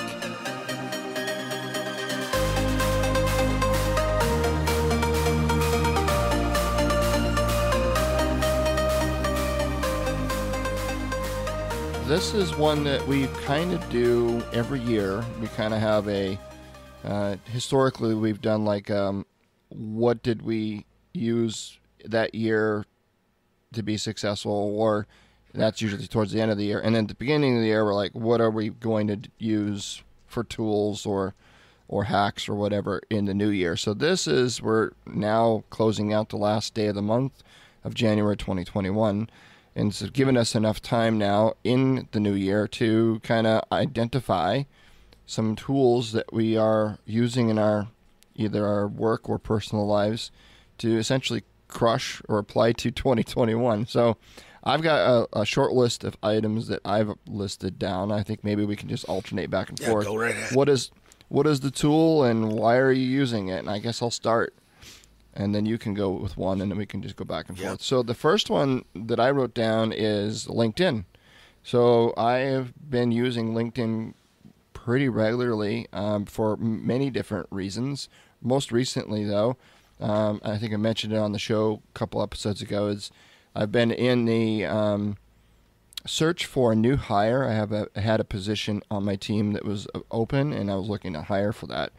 And I went through the standard, protocol from my organization. You get a rec approved and opened, and I have an excellent talent acquisition team, within our HR department of our company, and they do a great job of getting the job rec posted on, Indeed and Monster and all these other job boards, and then they filter through resumes and applications and they put it into a system called Success Factors, where I could go in and review the candidates and the resumes, and I can flag them for, moving them forward to the next stage in the interviewing process, or I could, decline them as a candidate and add my reasons why. So that all that's like in the background, right? However, one thing that I've always liked to do is just by myself, I'd like to go on LinkedIn and post my own job, that I'm hiring for. And I've done this for interns and other positions that I've hired for in the past, and in conjunction with what my HR department is doing. And so I'm kind of tackling it from both sides. So the good news is when I do this on LinkedIn, I basically control the process. I can control the job description and how I present it. I am the direct hiring manager, so if anybody has any questions, they have direct contact with me. And so I can vet these candidates relatively quickly, at least much quicker than I can through my organization, right? So I find great success from LinkedIn, not to take anything away from what my organization does, but I'll just, long story short, the person that we identified and finally ultimately hired was one of the individuals that I sourced from my LinkedIn post, not from any of the candidates that was sourced through my organization. So there's a lot of value here, and I guess the lesson learned is if you're a veteran or a transitioning service member and you are discounting the value of LinkedIn, I will tell you that would be a very big mistake on your part. I've had veterans where they were still active duty, they were buddies of mine, and they were still, a year or year and a half out from ETS. And, I just, in casual conversation, I'm like, hey, you need to really start focusing on your LinkedIn profile, building out your connections, your network, building out your experience, and they didn't see the value in it because there's very little value to LinkedIn when you're serving. There's just very little value. Yeah. Because the military has their own network. You've got your own email, portals, and there's a lot of tools when you're in the military that you can leverage, and LinkedIn is incredibly devalued in the ranks of our military, I find. And sure enough, about 4 months after he got out, he hit me back up and said, hey man, remember everything you were trying to tell me like 2 years ago before I got out about LinkedIn? I'm like, yeah. Yep. He's like, can we run through that again? But this time is different because before, when he had the opportunity, he had 2 years of runway to nail it. Now he's working in the rears. Now he's 6 months out and he's trying to, pound a square peg through a round hole, so to speak. Right. And although it's not impossible, he's definitely behind the power curve, the 8-ball, when it comes to this. So I was like, and it never fails. And that's just one example of many experiences where I've had this conversation with veterans. And I've even entered conversations with veterans and saying, listen, what I'm about to tell you right now, you're going to poo-poo it. And then 4 months after you get out, you're going to be banging my door down, asking me to help you out with this. No, I'm good. Sure enough, 4 months after they get out, they're all good, right? They're banging my door down. I tell you, without fail, it happens. So it's one of those things. Unfortunately, now remember we were talking about listening to the Clubhouse, and I told you that Barbara Cochran was in, and I was listening to her. One of the things that she said was, and it just stuck out in my mind. It was just amazing. Is she says, well, one of the folks in the Clubhouse asked her, what would be a lesson, that she could share with the group that, if she could go back and do it all over again, kind of thing, right? And she said, and this is, I know, in my mind, it's not a shock, but it was still something that really stood out in my mind. She goes, you could either learn from your mentors or you can learn from your mistakes. Yep. But the choice is yours. And I was just like, I was like, damn, right? You can either learn from your mentors. I feel like I say that once a day. Right? Or you can learn from your mistakes. And that's really all this comes down to is I'm trying to be the mentor, and they aren't interested because they don't see the value. And then all of a sudden, now they have to learn from their mistakes. Right. And that's the thing. Sometimes you got to make your own mistakes, and you got to learn from your own mistakes, because you don't either value what your mentor is telling you or you don't find the relevance in it. Have you ever heard the expression, when the student is ready to learn, the teacher appears? Well, of course. Right? Yeah. Right. And that's a very similar concept. The other great one that we use constantly is you can lead a horse to water. That's right. But you can't make him drink. Yeah. So anyway, that was mine. LinkedIn is a huge tool, leveraged it big time, and I was able to hire that position I was looking to fill. And she's almost completed her 1 month on my team and doing a great job. Good stuff.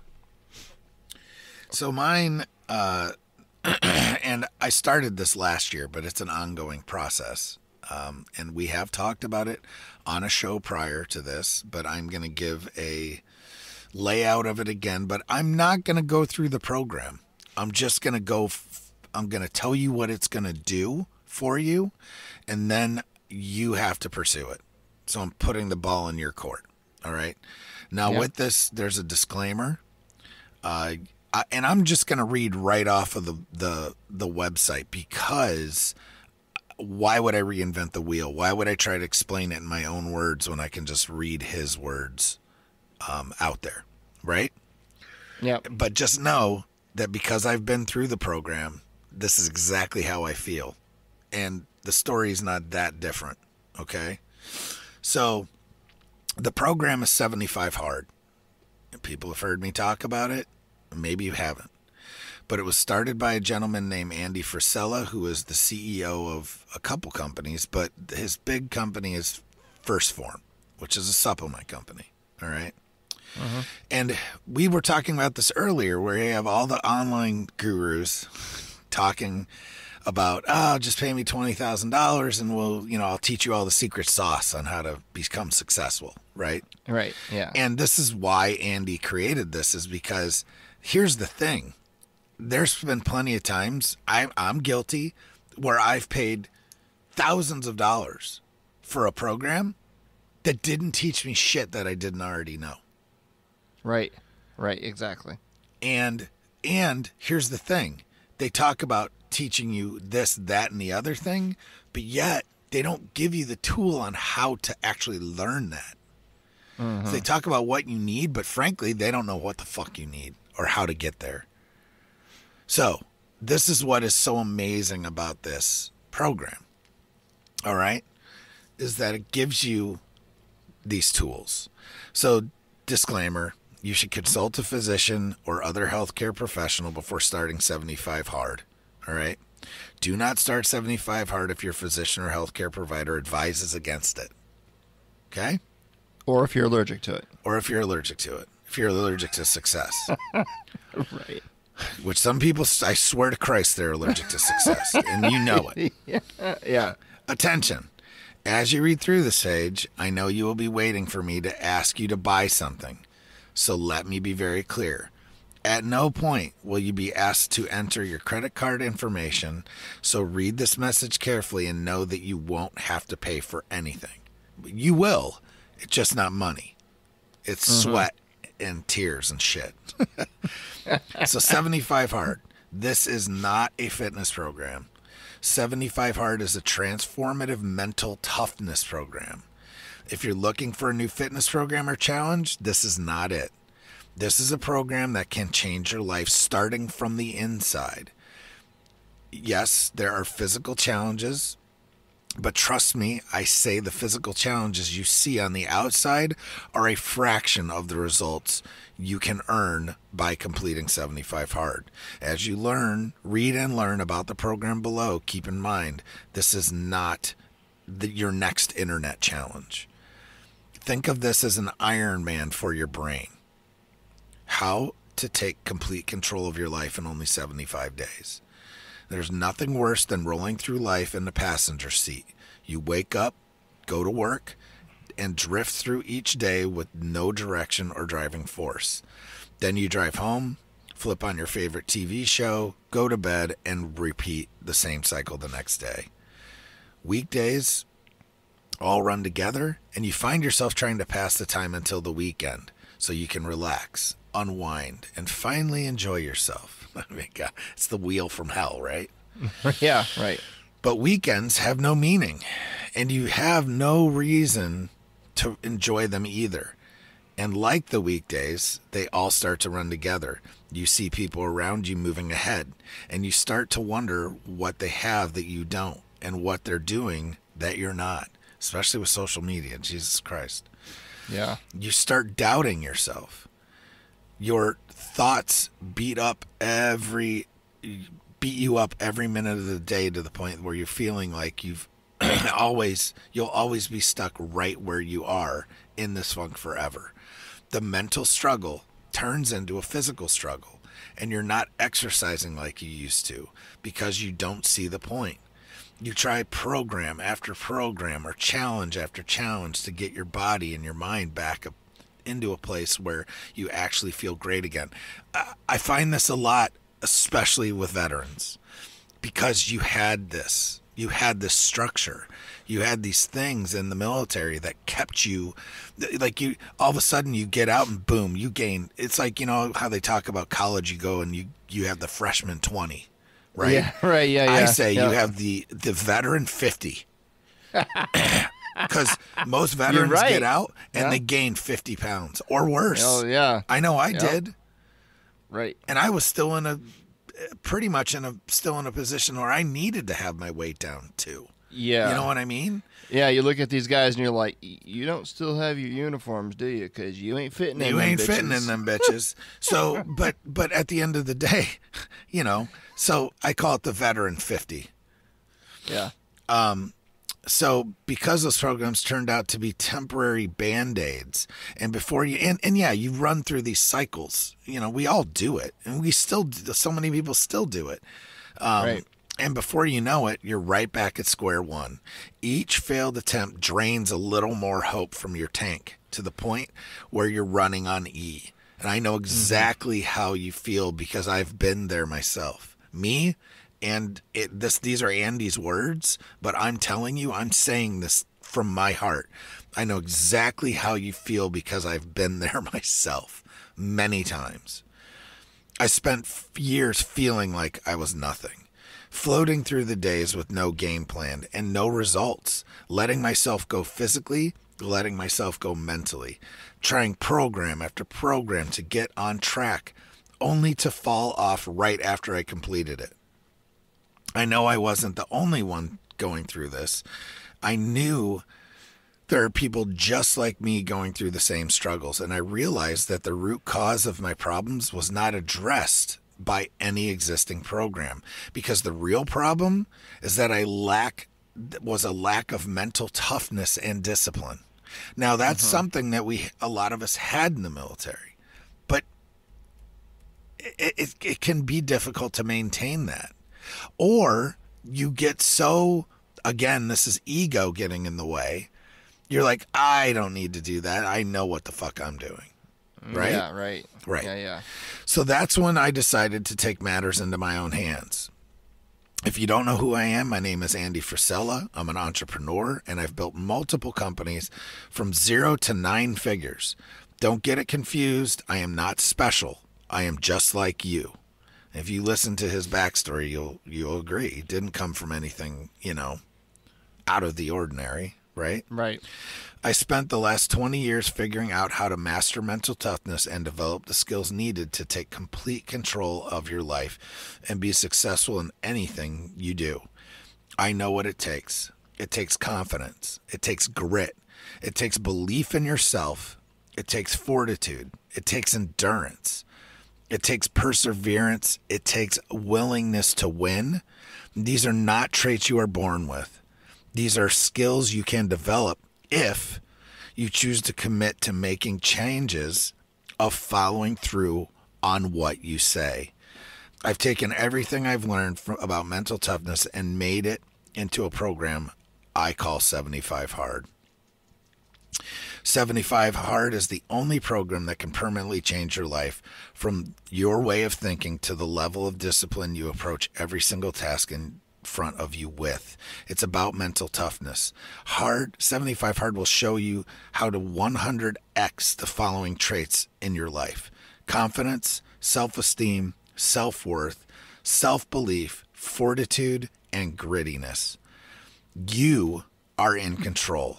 And if you choose to follow this program perfectly, and let me repeat that, perfectly, without compromise, without altering the fucking program to fit your bullshit needs, perfectly as laid out, you will change your life forever, make huge strides in your career, and have a job that you are proud of. Feel completely confident about yourself and your actions. Learn how to manage your day so you can get more done and quit wasting your time on meaningless bullshit. Develop amazing relationships with people who matter in your life. Gain independence and the ability to take complete ownership of projects and tasks. Completely overhaul the way that you think and act. Learn how to be honest with yourself and gain the self-awareness to stay on track. And finally, be in the best physical shape of your life as a result of the mental transformation that you have made. Okay? I'm not telling you what it is. I'm telling you, though, that you start with 75 Hard. And that is a 75-day program. This is a year-long program, though. Okay? There's on top of the 75 Hard program, there's phase 1, phase 2, and phase 3. Okay? But I'm not going to go through it because if you are interested in it, if you're interested in those things that I brought up, then go do it. I am I can look back and go through my time in the military, whether it was as a reconnaissance Marine or an Army infantryman, and say, I've been through some tough ass shit. Bottom line.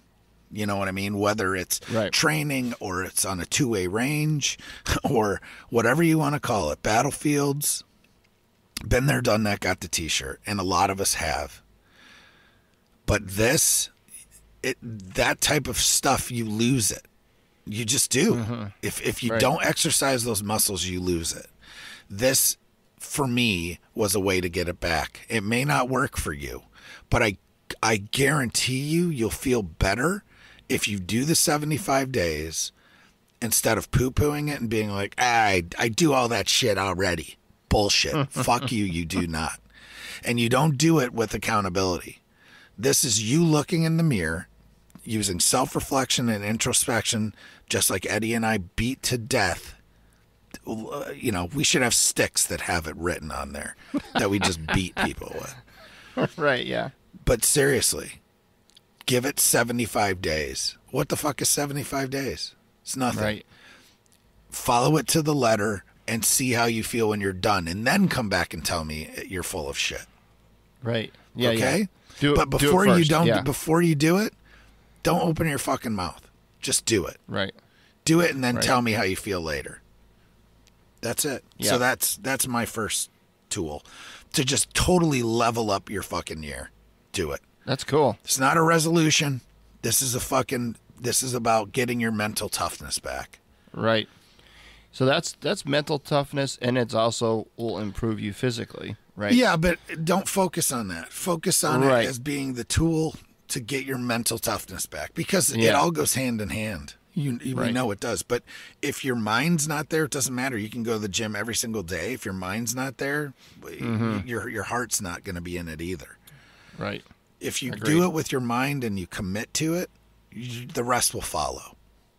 That's cool, man. So, my number 2 is LinkedIn Learning. And oh, by the way, folks, neither Bennett or I have any kind of No, we're not making money off of any of affiliations. this. There's no. This isn't like a sponsored spot or anything like that. These are truly just tools that we personally use that we find value in. Go ahead and go into that. I'll be right back.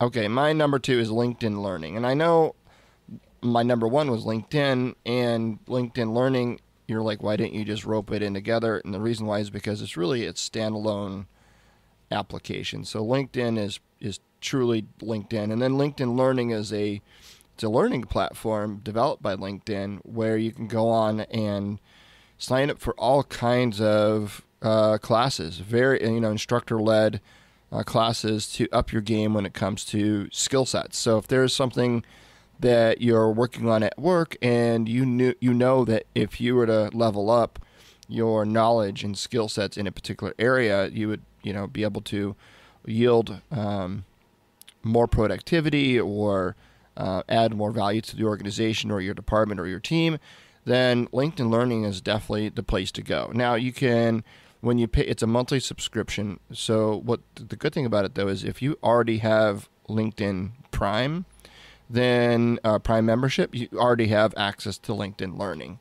Or if you want LinkedIn Learning and you pay for that, you get LinkedIn Prime. So it's basically one and the same thing. So it is definitely worth it because the amount of value that you can go on Udemy or Teachable or any other of these online platforms and you can pay for these classes individually. But the amount of classes that are available to you on LinkedIn Learning for the nominal monthly fee of that LinkedIn Prime membership, you can truly get up your game. So, but the thing about it is if you pay for the membership and you don't go in to do the classes, then you're spending money for no reason. So I recommend if you're going to do it, you might as well do it all in. So I've done many classes on LinkedIn Learning from Excel to Microsoft Teams to PowerPoint to Word. I've done training in time management and project management. So really the sky's the limit when it comes to what you want to learn. And there's other areas of business, finance, and others that are available. Obviously, I'm going to focus my time on skills that I could leverage in my organization. So I'm not going to spend a lot of time learning some stuff that I'm never going to use. But if you're interested in photography, if you're interested in art, if you're interested in, really the sky's the limit in terms of what you could learn on LinkedIn Learning. So that's my number 2. Highly recommend you go check it out. LinkedIn Learning is an incredible platform where you can go and up your game in 2021 to either improve a skill that you already have or to learn a brand new skill that you have no experience with. I did my first course the other day. What'd you think? What was it? I thought it was great. It was a course on mindfulness. Oh, there you go. Okay. So it's in the personal effectiveness area, right? Yep. And there's all kinds of stuff like morning habits and, building resilience. But because of the work that I do, which is mainly helping veterans and other folks be more mindful, build resilience, meditation, all these things, right? It's all that woo-woo-y stuff. I had the opportunity to do it because I'm still I had not heard of it until you brought it up a while back, right? Yeah, and so I did the free trial. I'm still in that, so I'll be taking a couple other things like with stress management, nice, and some other courses like that because there's something for everyone. So it's really cool. Yeah, absolutely. Agreed. Yeah, man. Get into your number 2, and I'm going to go top off my coffee that somebody bought us. Thank you very much for buying us coffee. Yeah. So my number 2, and it kind of goes along with number 1. What this will allow you to do is part of 75 Hard. I said that I wasn't going to talk about it, but part of it is working out. Duh, right? One workout has to be done indoors. Another one has to be done outdoors. Okay. So the indoors workouts for me, I have 2 things that I do. I lift weights on Mondays, Wednesdays, and Fridays. And then every other day, Tuesday, Thursday, Saturday, and Sunday. And yes, before we did this, I got up at 5 o'clock. I usually get up at 4 every morning, but today I get up on Sundays, I get up at 5. But I went and did my 45-minute workout, and I do DDP yoga. So people laugh. Most people have heard of this. Diamond Dallas Page, the wrestler, started a yoga program, but it's basically yoga. What is that called? Physical therapy and dynamic resistance movements all mixed together. Okay. Yeah. In a program. And you can set up programs. There's programs for beginners, intermediate folks, or expert, advanced people. And he basically will run you through all these different things. Now, one of the reasons I got into this is there was it's probably his biggest selling point has been what's called the Arthur video. And if you go on as a veteran and someone that works with veterans, it's very telling. At the end of the day, this guy could barely walk because he was following what the VA was telling him to do to get better, telling him he would never walk normally again, yada, yada, yada. But more so, I think a lot of this has to do with mindset. And the next thing you know, a year later after him doing DDP, now this guy can run. It's amazing. Lost something like 200 pounds. Yada, yada, yada. But it's another thing. It's mindset. And so a little bit about me and my physical issues, diagnosed with post-traumatic stress. I've got some mental health stuff as well from trauma before I was in the service.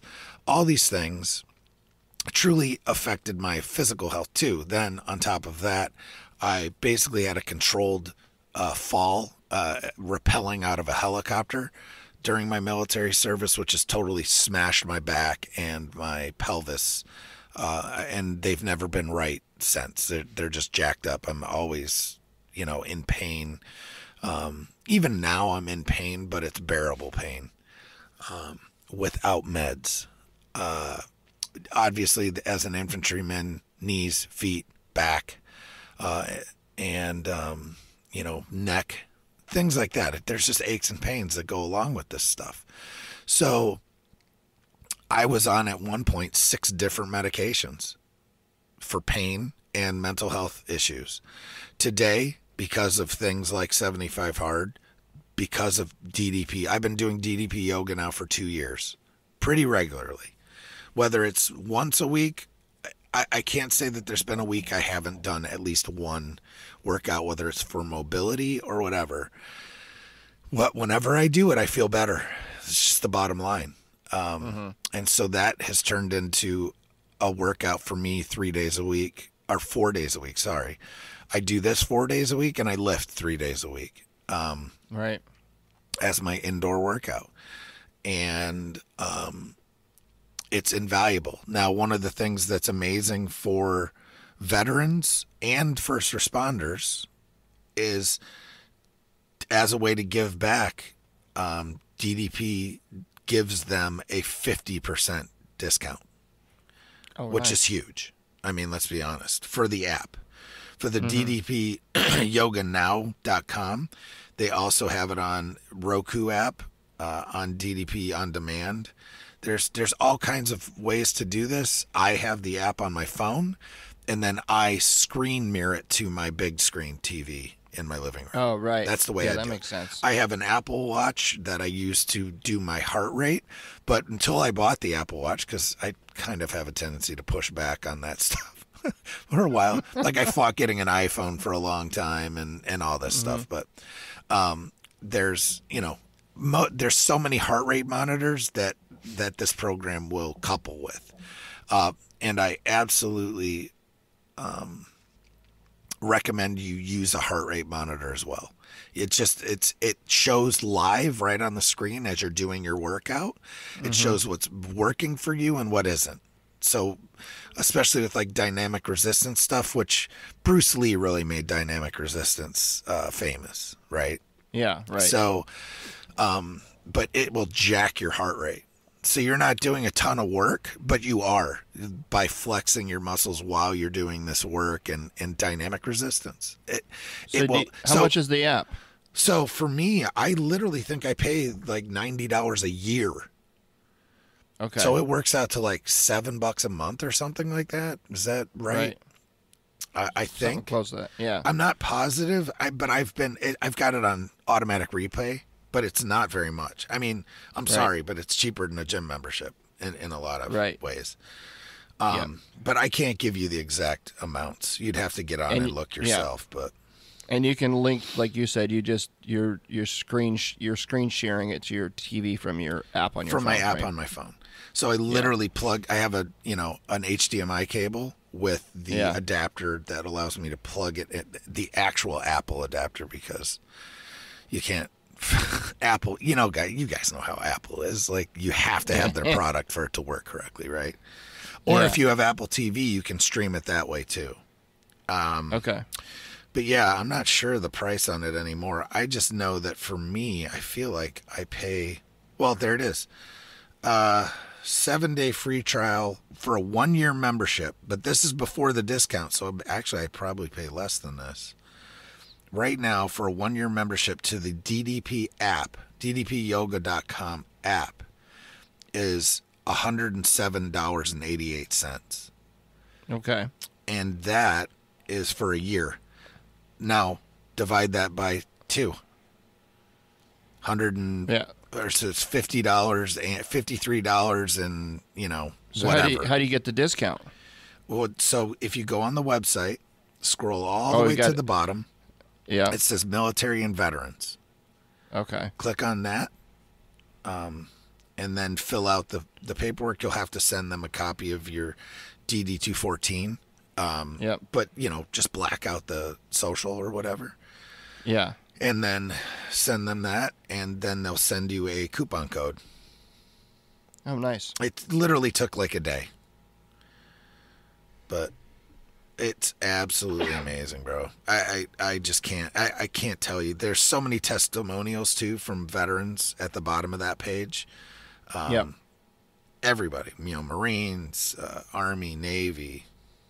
I don't know of any Air Force, Chair Force. I don't see any. There's one. There she is. But either way, the only one. They get such a bad rap. Jesus Christ, we beat up on them so bad. But yeah, man. And then Arthur's transformation's right there at the top. So yeah, lost 140 pounds and regained the ability to walk and run. Well, wow. And people might look at that and be like, "Nah, whatever." I'm telling you, man, do it. It's freaking DDP, bro. Like Diamond Dallas Page. Like, I'm like, wrestling's fake as shit. But those guys get beat up pretty bad. I like that meme that you put out. Oh yeah. About, do you have read that? What does that say? Hold on. I do. I've got it. I'll pull it right up. It was such a good It was meme. great. Yeah. Chat. That's so timely too. Oh God. Did I send that to you? Yeah, there it is. So David Sutcliffe on Twitter writes, "Remember when everyone knew pro wrestling was fake and they finally admitted it and the fans didn't care and continued to watch anyway? We're almost there with politics and the media." So I thought that was so amazing. true, man. It's so true. Yeah. I posted that on Instagram. It's pretty funny. Yeah. That's funny. So that's my number 2. Seriously. All right. DDP Yoga. And again, do it in conjunction with 75 Hard. It'll be the best $100 or $50 or whatever the hell it is for a veteran. If you're a veteran, if not, still $107. So what are we talking? Right. $9 a month. Yeah, it's definitely cheaper than a gym membership for sure. And you're doing stuff that actually works. And you can't bullshit. I mean, you can bullshit it, but at the end of the day, it really is great. Frankly, it gets to the point where it's addictive. Yeah. And Diamond Dallas Page, people don't understand this. Homeboy's like 70 years old. Wow. And he looks good for 70, man. Yep. Absolutely. So, yeah, man. Wow. All right, man. My number 3. How many do you got? I got 4. How many do you have? I have 3, but so this will work out perfectly. Okay. My number 3 is Microsoft Teams. Oh yeah. And a lot of people are like, "Oh, I can't stand Teams because either, they're just getting into it and don't understand it but I use it at work like a lot, and I've been able to use it at work to help really streamline and automate and communicate to different departments and organizations within my organization. So I found it incredibly useful because if you get into it and you actually learn it, there's a lot of different add-on apps that you can apply. I've incorporated Power Automate in order to automate some communications. I've even developed a bot, an artificial intelligence chatbot, almost, so I can go in there and apply common questions that I get asked often, and then I can provide the response, and then anybody can go in there and just click on the bot and ask a question, and boom, they get the response. So it's been able to really, it's a what the word for it is?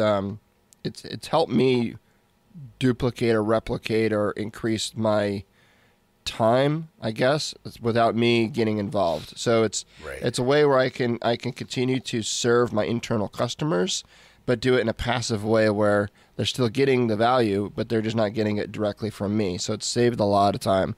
And then recently, Microsoft Teams has made it available for free for like friends and family. So you and I right now are actually talking through Microsoft Teams. We created a Change Your POV team that you and I are basically the only two on, and we're using it to capture show notes. We're using it in a meeting right now to actually talk back and forth while we're each recording our separate recordings on Audacity.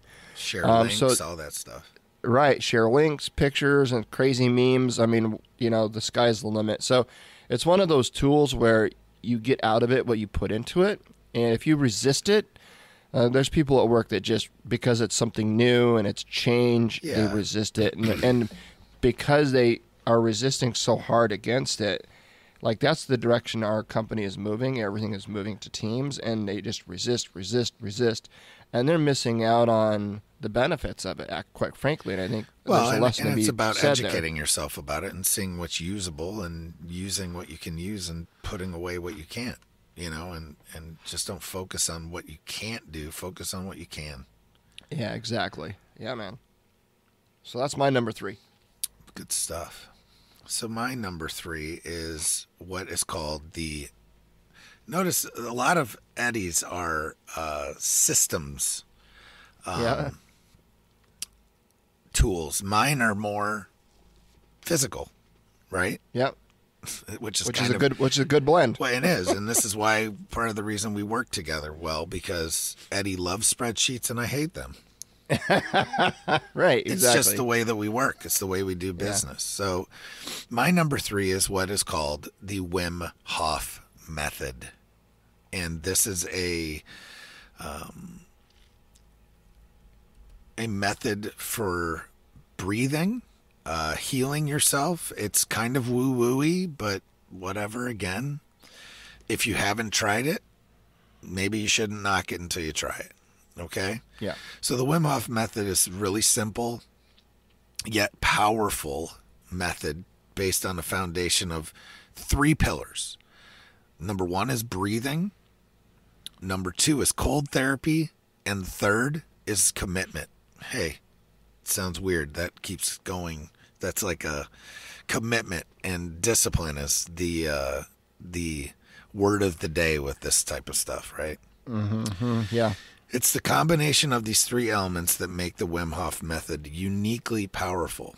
All right. So combine the 3 pillars to unlock a multitude of benefits: increased energy, better sleep, heightened focus and determination, improved sports performance, increased willpower, reduced stress levels, which for me, that's where it started. Greater cold tolerance, faster recovery. I walk now, so my outdoor workout as part of 75 Hard every day is a walk. And actually, it's a walk with my wife. And it's not just a mosey, we walk. Right? Not a mosey. Yeah. We walk, and like a couple of Chinese speedwalkers. Yeah, right. Correct. through our neighborhood. And actually, we do an hour. I don't do just 45 minutes. We do an hour. Mm-hmm. We have to do 3.5 miles, right? Yeah. Every day, like Right. clockwork. So we do 3.5 miles, and I have, as part of my Wim Hof type thing and cold therapy, because I know it's so good for me, I walk in shorts. I You live ever in get so upstate cold New that York. you start jogging? Nope. No, huh? We just walk hard enough that, well, here's the thing with this Wim Hof method. It teaches you, once you get into it deeper, it can teach you how to keep yourself warm, even in the cold. Okay. Even if I was sitting in a yoga position in the middle of a field on ice or in water. So part of that is submersion in water, right? Ooh, yeah. And I can stay warm. All from this technique. So Okay. I literally can push, it feels like heated blood into my hands if they get cold, into my face if it gets cold, my legs. So I wear shorts. Even the other day it was 11 and I still wore shorts. My neighbors all think I'm absolutely insane.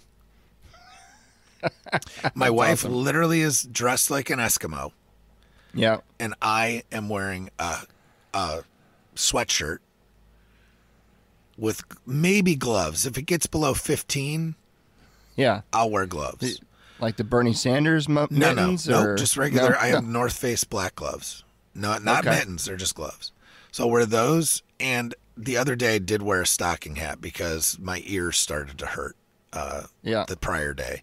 But usually I just wear a hat, like a regular hat, you know. But the reason I'm able to do this way and get the health benefits from the cold therapy as well is because I do this breathing. So That's it. Yeah. and it boosts your immune system.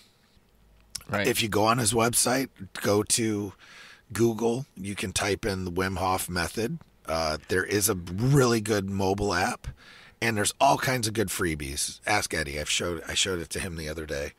I got it. He's got a book called The Wim Hof Method. And there's all kinds of education on here. Tons of it. And a lot of it is free. So, again, I'm not going to go into what it is exactly, but what I can tell you is that starting in phase 1 of 75 hard, it couples with Wim Hof very well because cold therapy gets added to 75 hard during phase 1. So yeah. So you'll see. Just explore it. And that is something that's also changed, helped me with pain, helped me with whatever. And I never stopped this, or I never explained this after the last thing after the second thing, which was DDP yoga. So I was on 6 different types of meds. Now I am on 0 types of meds. Nice. I barely, once in a while, I'll take ibuprofen, but not very often. Usually awesome. I breathe. And Right. it's just amazing. And it's one of those things, just give it a chance. Give it 90 days to do it. And trust me, for me, it was great. If it doesn't work for you, it doesn't work for you, but it's part of my routine now.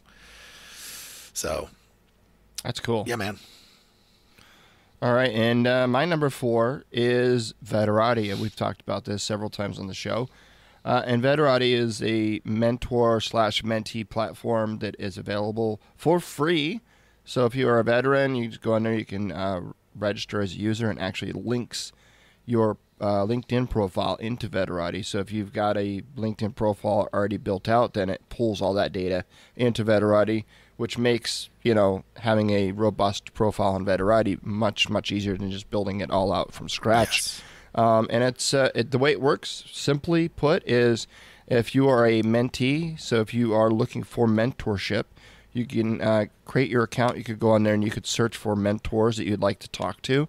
And there's a lot of different ways you can filter. You could filter by geographic region. Maybe you want to talk to somebody in the Northeast because, they get, the Northeast. Or maybe you want to talk to somebody that is in a particular industry. Maybe you're a service member about ready to get out and you want to get into the area of project management. So you could talk to mentors that have project management experience, or maybe you want to talk to your Navy veteran. Maybe you want to talk to somebody that is also served in the Navy, just so you've got some common ground. So you could filter it however you want to, or you could just filter or leave the filters wide open, and just what it'll do is it'll take your profile and it'll match it up against other mentees or mentors, and it'll let you know what % match you are to them, which is pretty cool. And then once you find someone you want to talk to, you just click on their profile. You could go to their calendar, find what days and times that they're available. You could actually book some time with them right through the app. And it'll send the mentor a notification to their phone, to their mobile phone, and it'll say, "Hey, you've got a new invite for a mentorship with so-and-so," and that mentor can click on the link and either accept or decline. Sometimes they have to decline due to conflicting schedules or something. But if they accept it, you'll get notified that that mentor has accepted your invite. And even if you don't have your times in there, it's hard for me to update it constantly. I don't, but I'll get the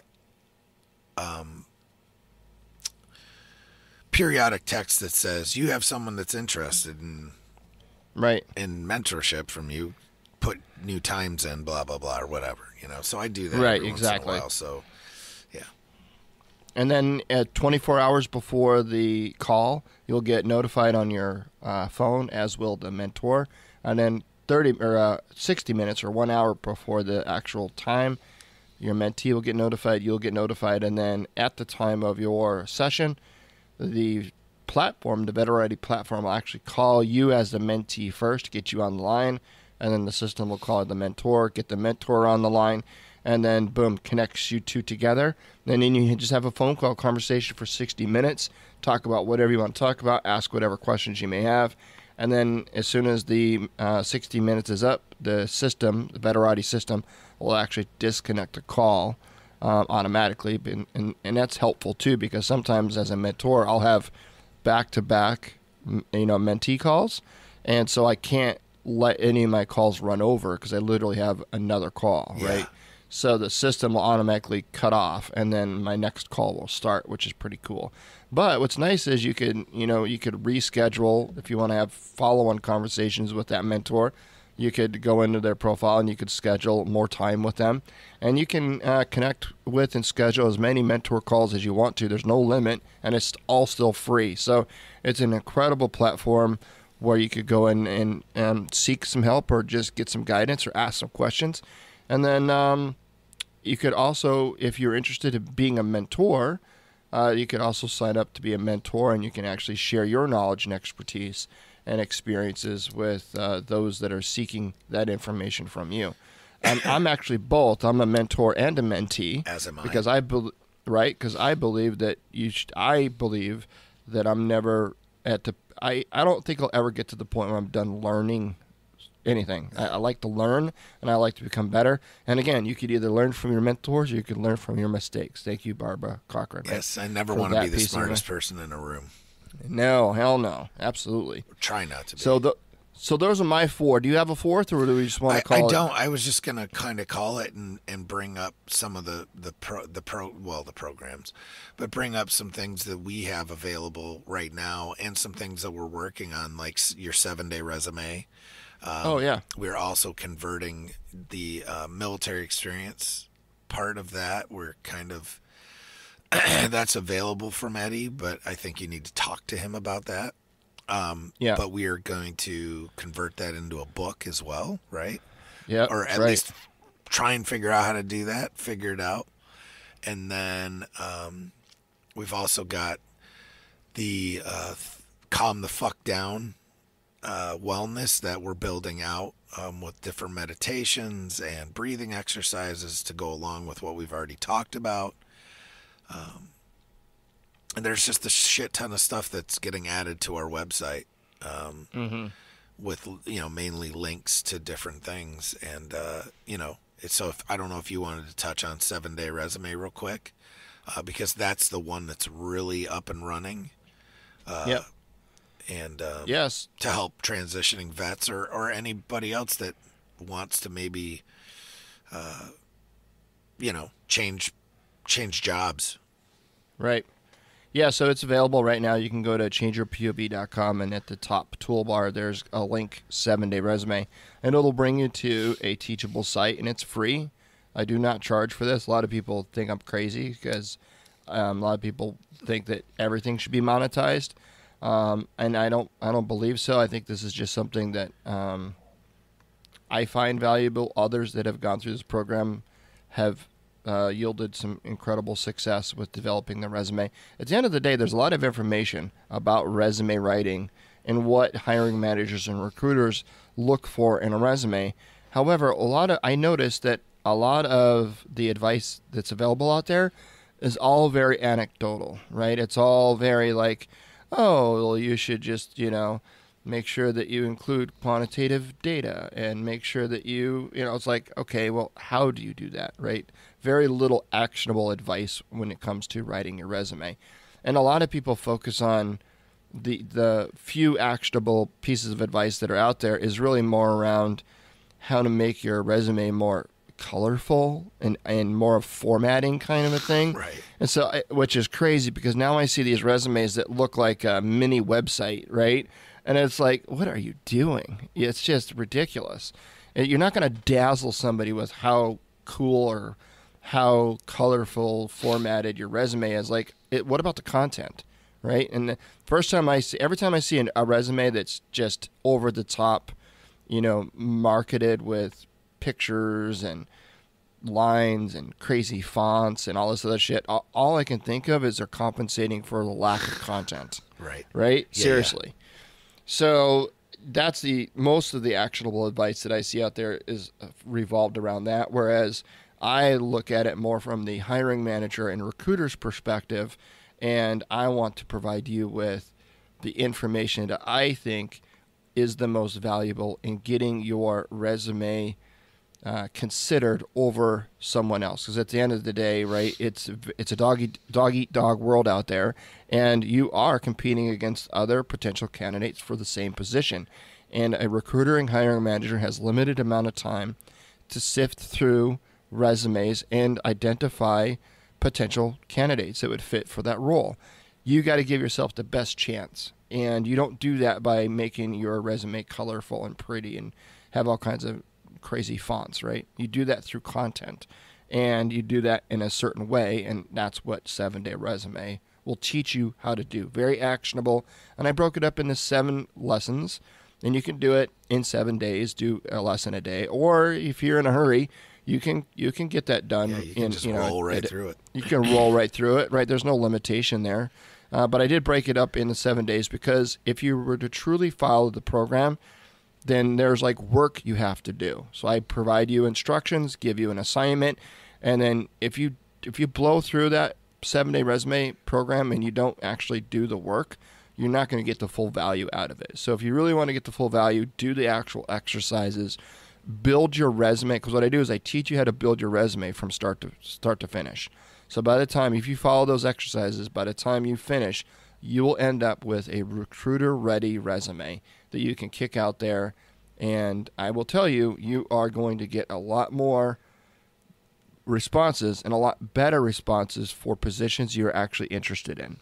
And that's the end result that you will get. And it's all for free. So, again, you can lead a horse to water, but you can't make them bitches drink. Nope, not even right? A little bit. Right. Yeah, man. So, yeah, I think that's it. I think that's enough. I think that's a lot of info for people to digest over the next week. Yeah. Right. Probably the next year.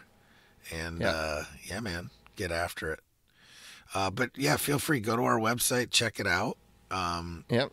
Again, I'll pump it. You can. So at the very top, 7-Day Resume, there's also a tab for coherent breathing, which, again, that starts out with a nice description of what it does and then instructions on how to follow and do it. And, again, you become better at it the more you do it.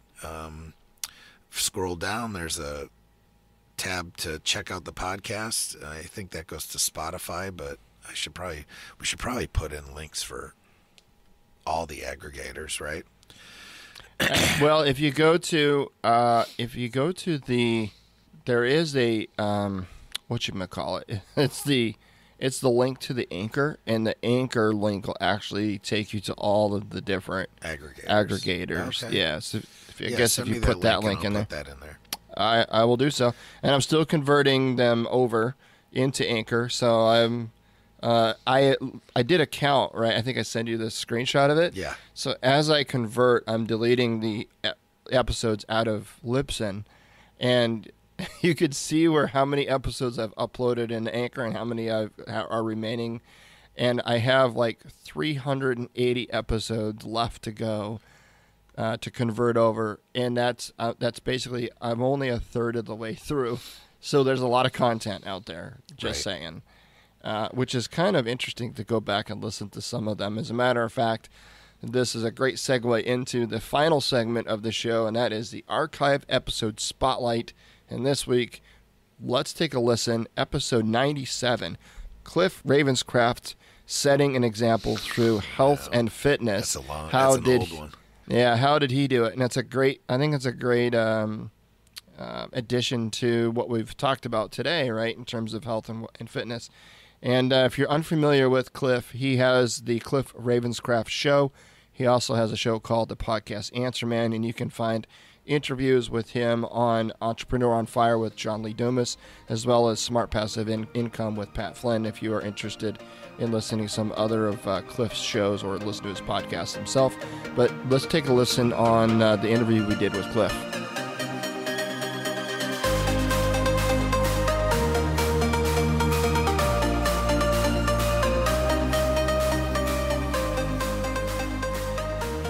You don't have to talk to me about feeling embarrassed and stuff like that. But here's what I tell you, for me, the real struggle for me was the fact that over the course of the years of what I've done in my business over the last 11 years, I've been sitting behind a microphone. You know, people, you hear my voice. My voice sounds more confident and I communicate a lot clearer today than I did 11 years ago. But still, relatively speaking, with a good microphone, some good compression on my audio and all this other stuff, I sound pretty darn good and have sounded really good over all these years. And it's been easy for me to create content that is inspirational and motivational and it's encouraging and stuff like this. And I really don't, while I struggled interpersonally a lot about my weight and my physical fitness and my health, it's not something that I brought to the microphone consistently. Instead, I always tried to focus on the positive. These are the things that I'm trying to achieve in my family life, financial life. This is what I'm trying to achieve in building this business, encouraging people, building relationships online. And gosh, I will tell you, I've had the opportunity of actually inspiring hundreds of thousands of people all over the world. Mm-hmm. And these are people who are writing in. I've got people who have written me letters that says, Cliff, because of the content you and your wife are creating, I've decided not to commit suicide. I've had people send me $12,000 voluntary donations just because they've enjoyed our content that much. So here's the thing. All of a sudden, I get these opportunities to start showing up at conferences and speaking. And then I get on stage and people want to hear me talk about this inspirational message about this life you can live online. You could leave the day job behind and you could find work that you love. And that's, they want me to get up there and tell my inspiring story. And the reality for me, it's not just embarrassment, but I literally got on stage several times in front of hundreds of people and I felt like a complete fraud. Mm. And the reason why is because I feel like my calling in life is to take all of the experiences that I have in life, to take all the things that are going on, the things that I'm learning, the obstacles I'm facing, how I'm overcoming them, what I'm learning, and to share that with other people in an authentic and transparent way that encourages, educates, and inspires others, and even hopefully entertains them in some way. And so that's been my goal. And why do I want to do that? Why is that my life's mission and purpose? And that's because I feel God has created me to be something in this world. He's got a plan for my life, and I want to become all that God's created me to be. And the reason why I do what I do is because I really believe that God is going to use me to encourage and inspire other people to become more of who they were created to be. And so knowing that this is the reason for why I do all I do, and then to get up on stage and telling people all of the exciting things that I have accomplished over the last 11 years, but I'm this huge, obese, heavy, overweight, unhealthy guy. I'm a fraud. I'm not the guy who God has created me to be. God, sure, he's blessed so many areas of my life, but the reality is I have neglected something that I know he's laid on my heart forever, and that is to take care of this body that he's given me as a gift, a precious gift. And I'm sitting there throwing it, I'm treating it like trash. And so I felt like a fraud. So not just embarrassment, but man, just to get up in front of hundreds of people and to be out there and to know that just a month ago you bought a brand new suit and now it's time to speak on the stage, and an hour before you go down, you get your suit coat on and the button's about ready to pop off. That's a pretty horrible feeling.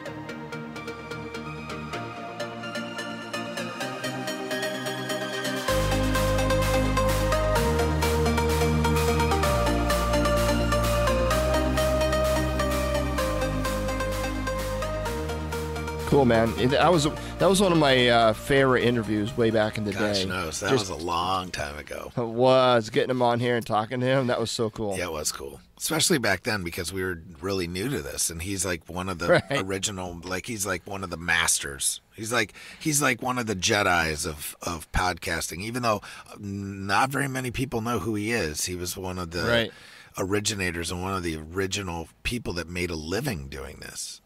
Yes. So. I think his first show that really got podcasting off the ground was him and his wife. Yeah. It was back when the show Lost. Remember Lost? It was all about Lost. It was all about Lost. It's like a watch party, too, on that. Right. Yeah, and it grew like this huge following. And so he just kind of launched his career from there. And it basically makes a living out of podcasting. And has for the better part of, I don't know, a decade? Yeah. Or more. More. Can you imagine that? Yeah, it's crazy. Can you imagine making a living out of podcasting? Bro. Yeah, we'll get there. Maybe. We'll see. If you guys want to help us. Check out the website. Again, I'm going to do a little shameless product placement. Again, go to the website, scroll down, buy us a coffee, which is basically kind of like GoFundMe, but a different way of doing it.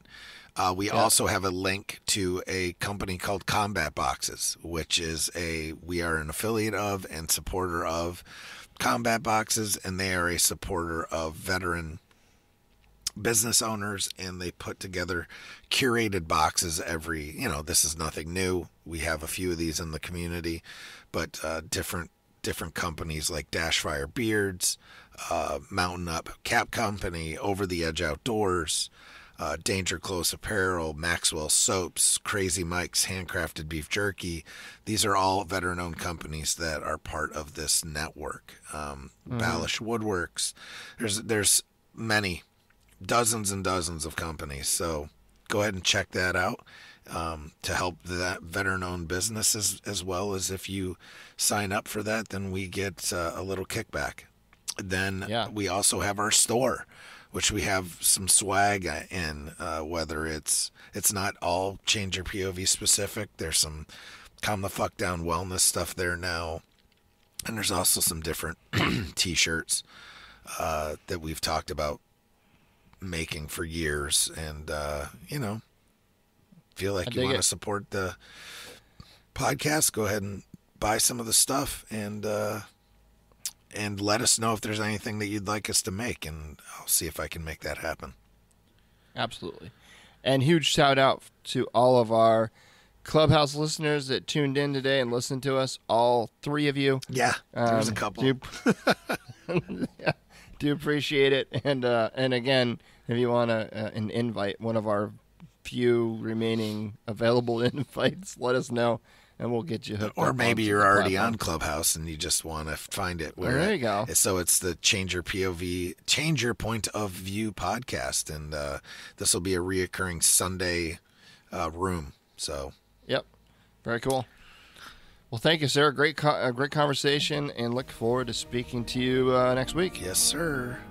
Until next time. Thank you for listening to Change Your Point of View podcast. Pull up a chair and get a seat at the table and be a part of the conversation. Connect with us over on Facebook at our closed Facebook group called Change Your POV Squad. Let us know what you think of the show, good, bad, or indifferent. We'd love to hear your thoughts.